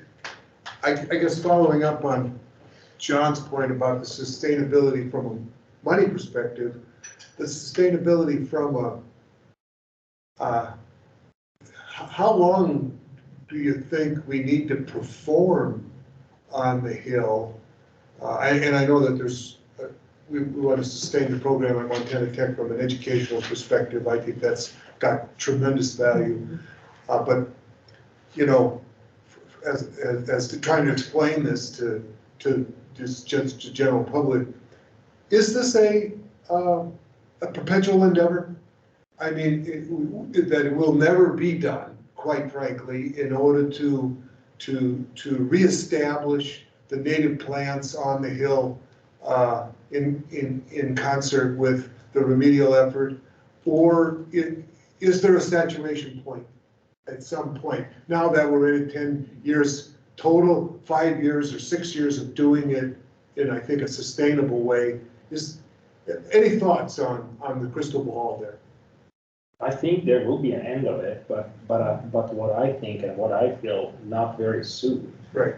And it's also because how this is a completely novel system, and as we are evaluating with Brendan, we are walking the sides, there is newer and newer problems. That is not necessarily because of, things were messed up. It's just because of how little did we know when the whole thing was started. And if you look 30 years back, if we would have maybe started a little differently, some of the problems we're facing today wouldn't have existed. But also the whole diversification aspect of it, we can do it as long. I mean, there is visible, like the Trevona and the site that I showed you. In a 10 years time, those will be visible trees in a self-sustaining fashion. But it's just 600 acres out there, and we hope, like the Trevona again, what I showed, there's just probably 3-4 times more plants that they're going to be monitored this year that we put in, and that's huge. But then we see also other storms, like alfalfa is just as happy, and it's kind of messing with our planting. So it's very hard to say. It may not be in my career through here at Montana Tech, but I would say in a couple of decades, I think it should come to a saturation point. Right now, if you think about that Betsu map, it was hard to see, but the way that they are, and you kind of think about like the model of plantings anyways, we're kind of segmented in a way. And so, helping them kind of bridge those gaps. Once we bridge everything, then we might reach a saturation point. But until that time, we have a lot of, I feel like we have a lot of ground we can cover. I think there's a lot of area in the Betsu. So you guys will carry on until Tim and Jim do a fields reduction project on the. Yeah. Yes, when Julie and I retire in the year 3100, no, I'm just kidding. Yes, Beth. You know, Oh, go ahead, sorry. Bill. you know, listening to this conversation and knowing how important it is that we coalesce everything Mm-hmm, on the Butte Hill as much as we can, and knowing that it's going to take, mm-hmm. you know, Robert's saying a couple decades and whatever else, maybe it would behoove the BNRC to look at the funds that we actually have in our hands, not what might come in 5 or 10 years that we should be getting back. And maybe it would be smart for us to reevaluate with the money that we're sitting on right now that we haven't spent yet, looking at some of that money going towards this long-term project, because it's important. I mean, if we can make this work as well as it appears to be working now, and it is working, and whatever else, that's going to have a major impact on the entire ecosystem, not to mention the watershed and everything else. And so maybe we need to, as a council, of that reevaluate, you know, where we sit with the funds remaining, so that we can use it for restoration. So, because we've spent a hell of a lot of money out of those funds on remedy, and so, but anyhow, that's just my thought. So. Yeah, it'd be nice if it was just our decision, but if we do change that plan, I mean, it goes back through the governor and it has to go through the TRC council and. There's more than one way to skin cat. I mean, I understand that. Yeah. I get it, but I. I guess what all I'm saying, and I'm not disagreeing with you, I'm just saying that it's not simple and it takes time. Yeah, right. I get it. So I was just curious, so how blue the Alice Hill was last spring, and I assume it was also blue this spring too. With all It should be right now. It should be Yeah. Pretty soon. Or I mean, pretty soon. I just like, what is that? I mean, it was beautiful. Mhm. And it was clearly, you know, lots of acres that had a huge difference made on it, because I'd never seen it be blue before. Yes. So you've done 600 acres out of, We didn't do the 600 No. acres, but that's the potential that we can. so the That's our potential is potential. 600 Yeah. acres, and how many acres have been done? I was wondering that. Acreage wise, it's really hard, because the buffalo was just itself I don't know how many acres is that? Yeah, some of the scrapes are I mean, half of the size of this room. Some of the ones that were done in 2016, there were 1 million of them. And like I said, some are the half the size of this room. Some are several acres. Yeah, it's really hard to, So I think that would be worth. maybe, Yeah. yeah, that would That's be a a good- good guess is 10%. And so, so that that gives you a feeling for if you've got to go 10 times as much. I mean, because I think the large amount of the work is, of course, in planting it. Yes. And, you know, getting it ready to planting it and watching and taking care of it for the first couple of years Yep. before it's supposed to go. Yeah, the first 2 years is But it. the cool thing is what Robert was showing is, you know, once you plant it, then some of it spreads on its own. It's So gonna you don't, spread, so you yeah, don't it's have spread by to. itself. Yeah. And So so you're- using also that and the Mariano Mhm. Model. areas, because presumably if something is right next to a Mariano area that it's not suited for, it won't spread that way Yeah. very much. Right. Yeah. And so thinking about how you're seeding the different Mariano Mhm. areas to then, you know, take care of themselves. And, you know, it would be lovely to get half of the 600 acres covered by the spreading process. Mhm. Or do you think 3/4? I mean, how much do you think that's possible? I mean, if that avalanche in a way starts, I think, and again, this year is fantastic. We need more years like Yeah. that. Yeah. And then that's when I was amazed today when I also went out to take a number of pictures because Crystal pointed it out. It's happening. And so I just thought, well, that's the time for me. Just today, it's going to be the event, and I should show you pictures of our plants that we planted in 16, and they're producing babies and they're coming up. And it's really hard to say those numbers. Nick, you wanted to say something? Oh, I just wanted to mention just being the people in the field itself actually looking. I mean, you see a substantial difference between the sites that haven't had much care to the ones that we are caring for. I mean, just deer detergent alone in Selmo is hit. It's bad. Last year when Mac and I were there when we first started putting deer detergent, by week 3 introducing deer detergent, you can see a dramatic difference. I mean, just those first year, 2-year saplings that we put in Aspen, they get destroyed. Once you start putting in deer detergent, they started budding again, they started coming back to life. I mean, just as Dr. Powell said, they completely avoid the grasses. So it's not only are we combating with heavy metals in the soils, but you're also competing with wildlife. That's true. But it's supposed to be a self-sustaining thing. I mean, you're gonna be spending a lot of money right off the rip, but in the long term, you have a lot of volunteer plants. Scrap H just in general, you see a lot in between these rows where no one was planting. A lot of these volunteer plants were just coming in by themselves are starting to grow. You're gonna spend money, a good decent amount of money in the beginning, but again, this stuff's gonna take care of itself in the long run. And because you have MTech there, you have a whole restoration program, people are more than willing to help.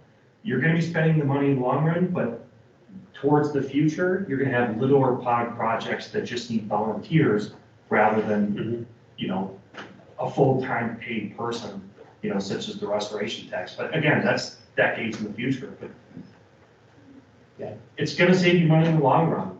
It's gonna be a nice chunk in the beginning, but again, you're gonna be saving a lot of money doing this stuff. And bugs are helping us, right? Because And bugs. Nick is doing pollinators and studying pollinators out there on the field, you know, on the size that we planted and what we're seeded in, and he just represents that missing gap in a way. Is that good for bugs? Because bugs are helping us to pollinate and carry seeds and just do the work instead of us. So he's evaluating the different tactics based on that. And you give the supplies to nature and nature will take care of itself. That's right. So, and I mean, you had heavy metals being dumped here since the 1800s. So, you know, 20, 30 years of restoration in the big run, in the long run it's a short time compared to over 200 years of dramatic heavy waste. That's just my 2 bit. Anything else? 1823 and 2023. 18 years. We got a recommendation here, or we got to create a motion? Yes. Would you mind? Yes, yes. Share mine. Should they? Share screen.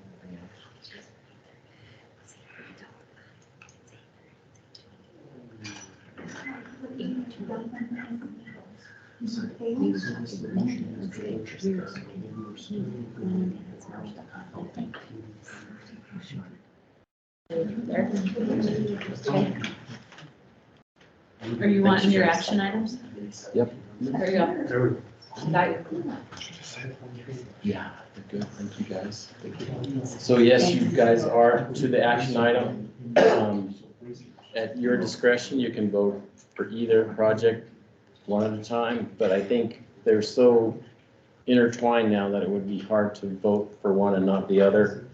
So my recommendation would be to vote for them both, and I would recommend that both projects or both programs get their full funding for 2023. Do we have a motion? I'll move to approve both. I'll second it. All in favor? Aye. Aye. Do people online? We, not I know of. I think we have members. Do we have any council members online?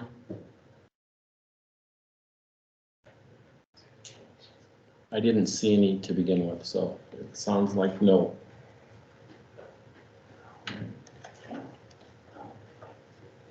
Your motion has been passed. Okay, we did have one item that I forgot to get on the agenda, and I did talk with Elizabeth to see if we could slide it in. We had the notion of entertaining making a documentary about the Parrot project. On the line tonight in the team's meeting is Rob Green. Rob, are you with us? Yes, I am. Okay, and Rob is a filmmaker out of Missoula, and he's done several documentaries in and around Montana and places outside of Montana. And I did want to just show one short clip. This is a Clark Fork Coalition project over near Missoula. It's about a 6-minute video. And this is what Rob is capable of. And this is what we'd like to see or to potentially entertain doing something similar for the Parrot Tailings Waste Removal Project. So I'm just going to click on this and hopefully. Before I click on it, I just wanted. Oops, sorry.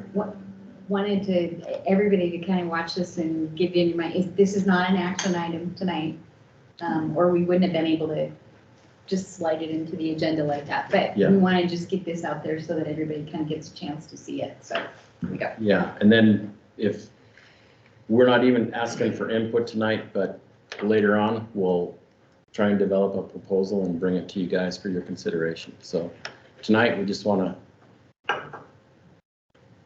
Well, I guess my first question is, like, it's just kind of after the fact, right? Yeah, but we do have a lot of good footage from drones during the project, and we've got some video footage from the groundbreaking. And we've also, if you watch this, a lot of it's interviews with the people, the stakeholders that were involved in the project. So, yeah, good point, Suzanne. So we'll just see what Rob put together for this project. Oops. Maybe.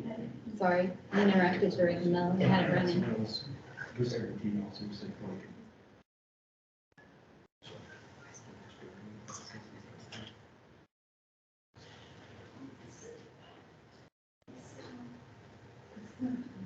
True, right, yeah.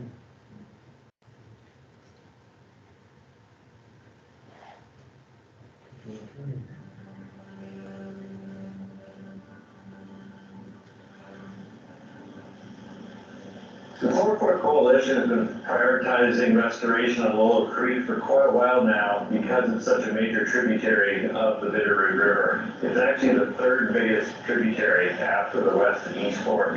It's an area that has long been a stronghold for native fish, particularly bull trout and West Slope cutthroat. But now in modern times, the creek has been severely impacted by logging, agriculture, just people moving into the area, and that fishery has dwindled quite a bit, and we're working to bring it back.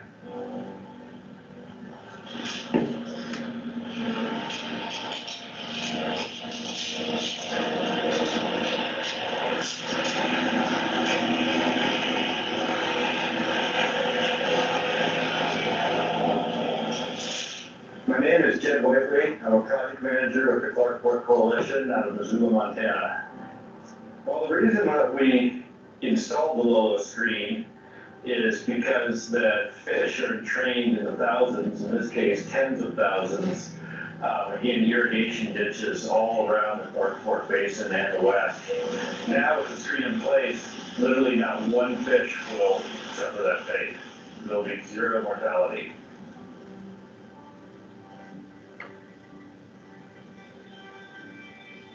The way that irrigation diversion works is that water leaves the creek, goes through a head gate, down a canal, and at that point it intersects the fishery where the water goes over what looks like metal roofing made from a steel colander. The water falls through it, the fish go down the stream, fall into a trough, and return by a pipe quickly to the river. And the water basically clean fish goes on down the ditch. So the fish stay in the river and the water goes to the fields. It's definitely a win-win-win. If the fish are winning, the fishermen are winning, the irrigators are winning. It's a great project. It's working really well today that we can use as a showpiece. This really is something that can be easily replicated and can have the same impact it's having here on tributaries throughout the Clark Fork Basin.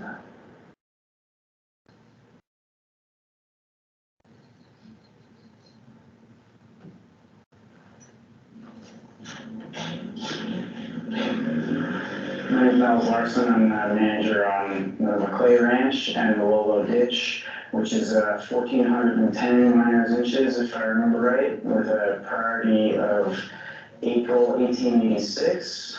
And it's still operational, still irrigating the lands of the original 5 ranches that's been divided into a myriad of users. There's still 3 large ranches that it waters and thousands of acres and hundreds of people. This irrigation ditch is the lifeblood of these ranches. Without that water, these ranches don't work. Making that water flow is literally make or break for these operations running livestock.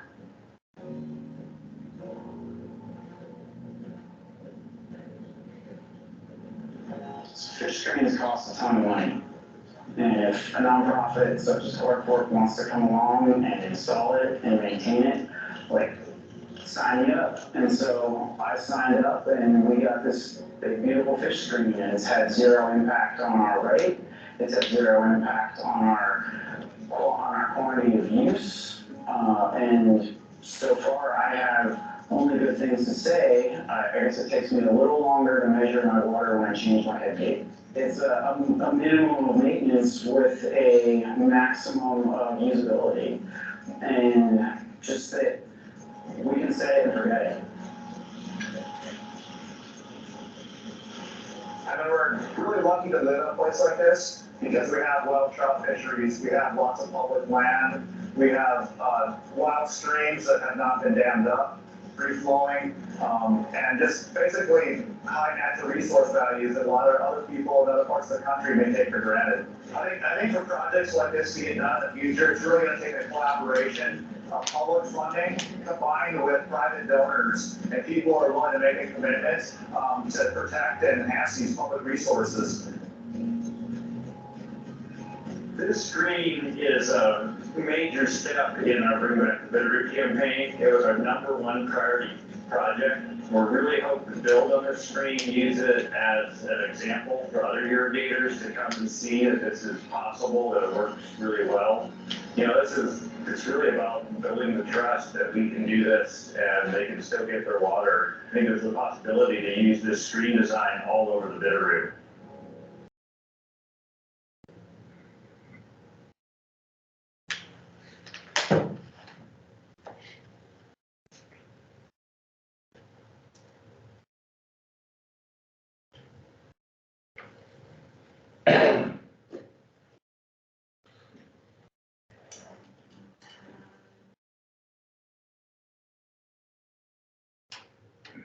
So Rob, are you still with us?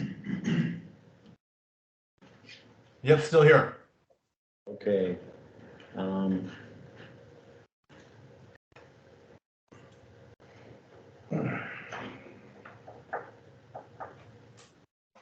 So Rob is the filmmaker who put that production together.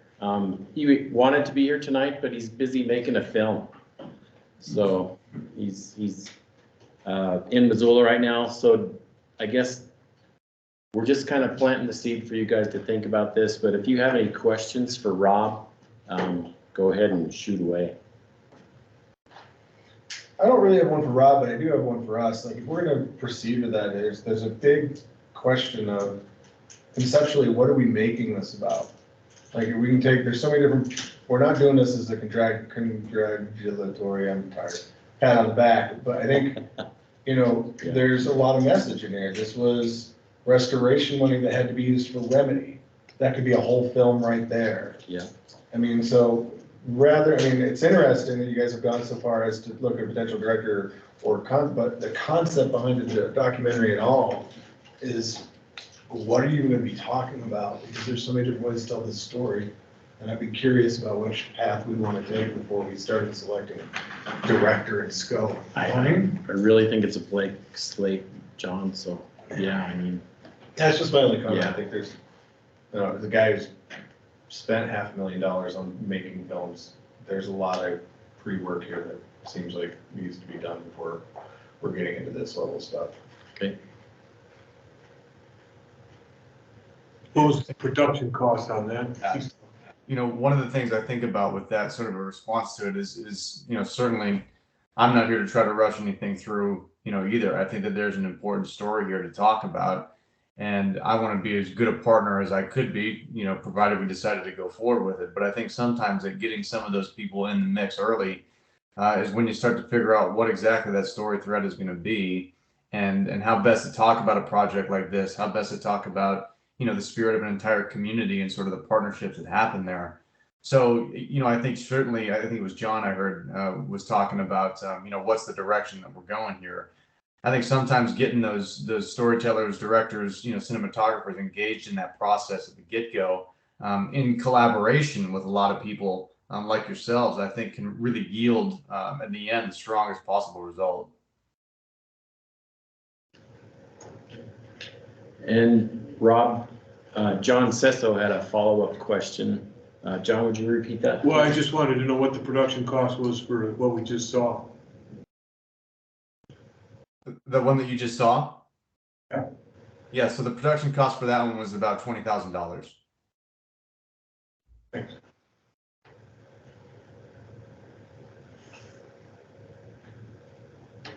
Anybody else? I guess my question's for you, Pat, but why is the Parrot tailings the topic or?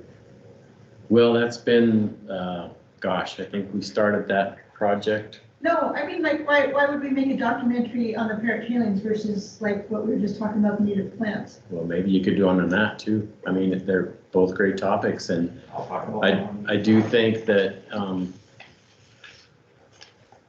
one of the easiest way to get your message out is with a video. I mean, YouTube's huge, and there's so many people in our culture now that's their primary source of information is through I just don't know short like films. what message you would get out on Parrot tailings. I mean, that we did a good job. Wouldn't it be better to get a message out, like, here's where we're gonna need your help in the future? Yeah, well, that story is huge, Suzanne. I mean, it took all kinds of partners. It's not just the folks in this room. It was Montana Resource. It was Butte Yeah, Silver but it's Bow. just like patting ourselves on the back, that's what I'm saying. I don't know that it's.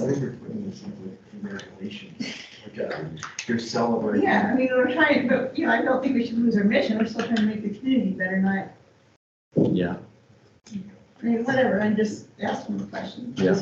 So I think doing a video on the native plant project would be huge. I mean, you want a textbook, video would really complement this textbook.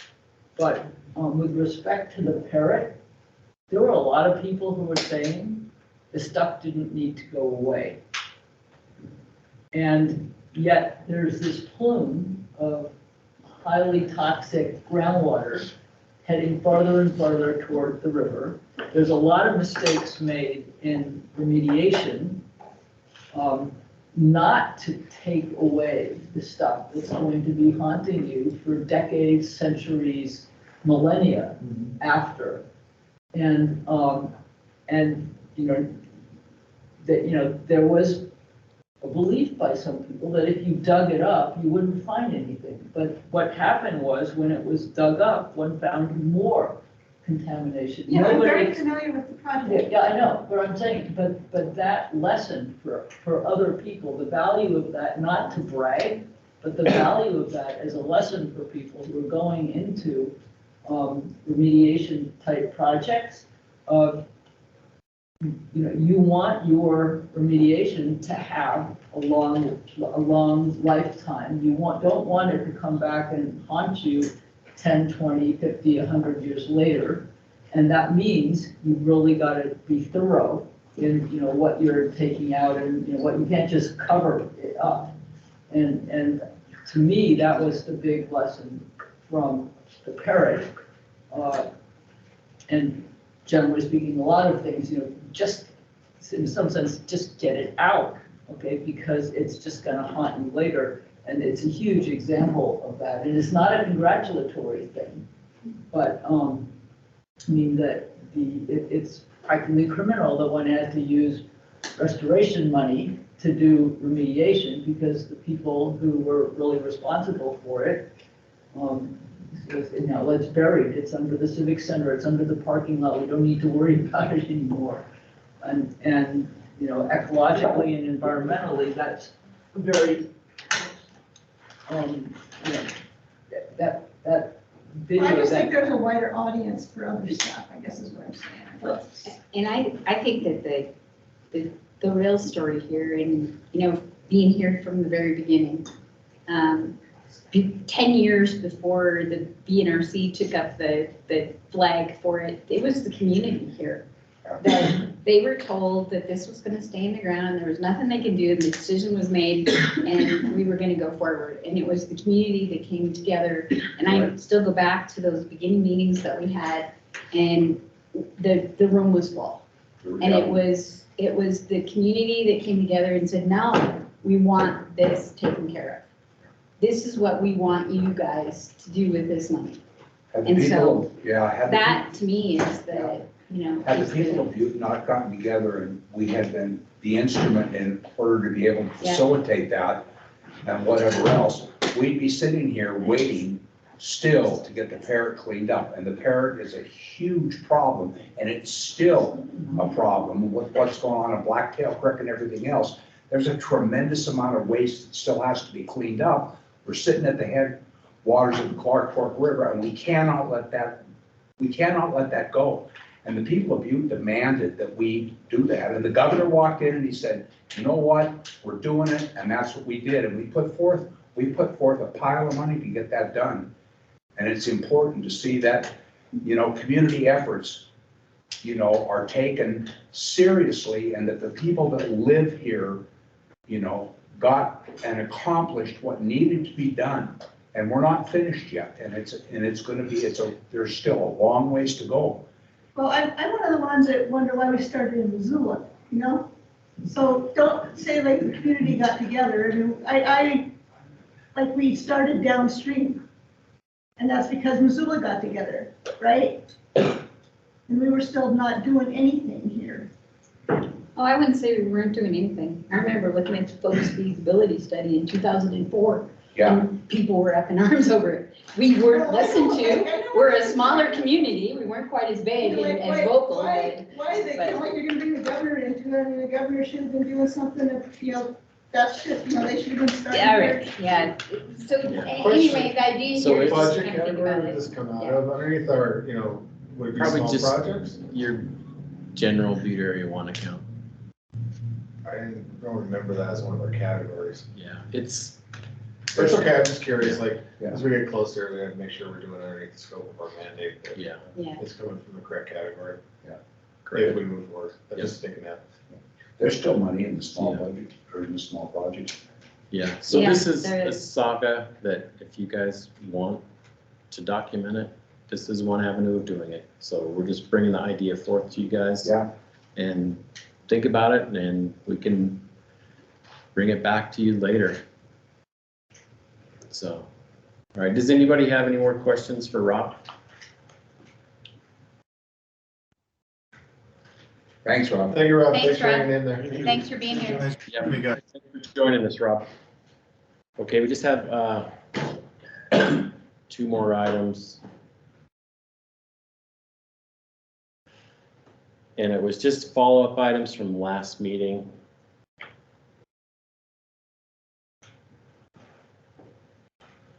Where the heck did I go?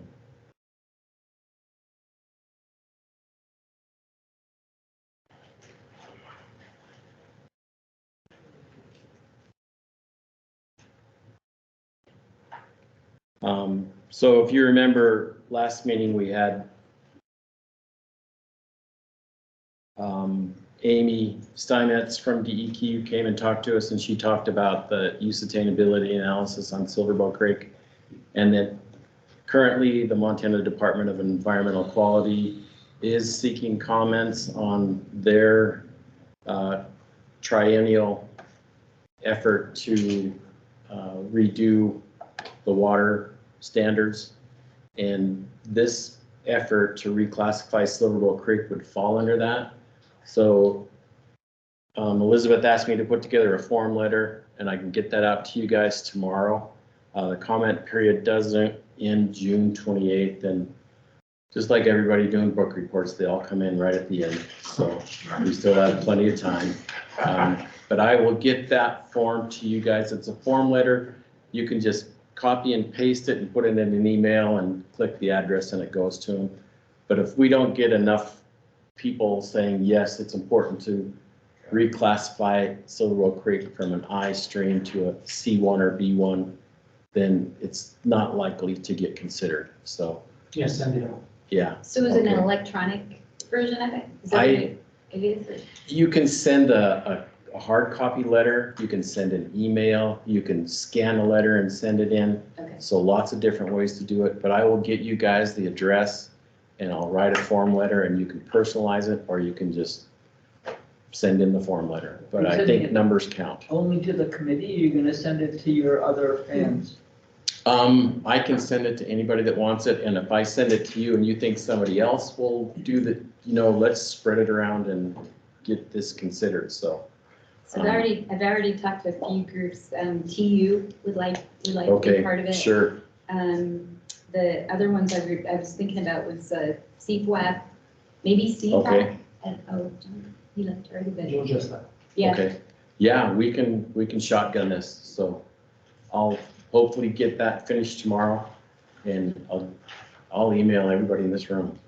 And then from there, Can we just if you send it email, to our group that gets the meeting notices? we certainly can, Okay. yeah, okay. I think that'd be great. All right, well, I will get that out. And the last item, if you remember, one of the small project was the storm drain markers. And I think there's still around 2,000 left to go. And 2,000? yeah, I think so. So we're acting on John's suggestion to just put together some packets and challenge people to grab a packet and go do them. So Dave Stratton put together, I think, 11 packets over here, and this is for the west side. And so what it is that in your packet, you have a map, and it has the location of the storm drains.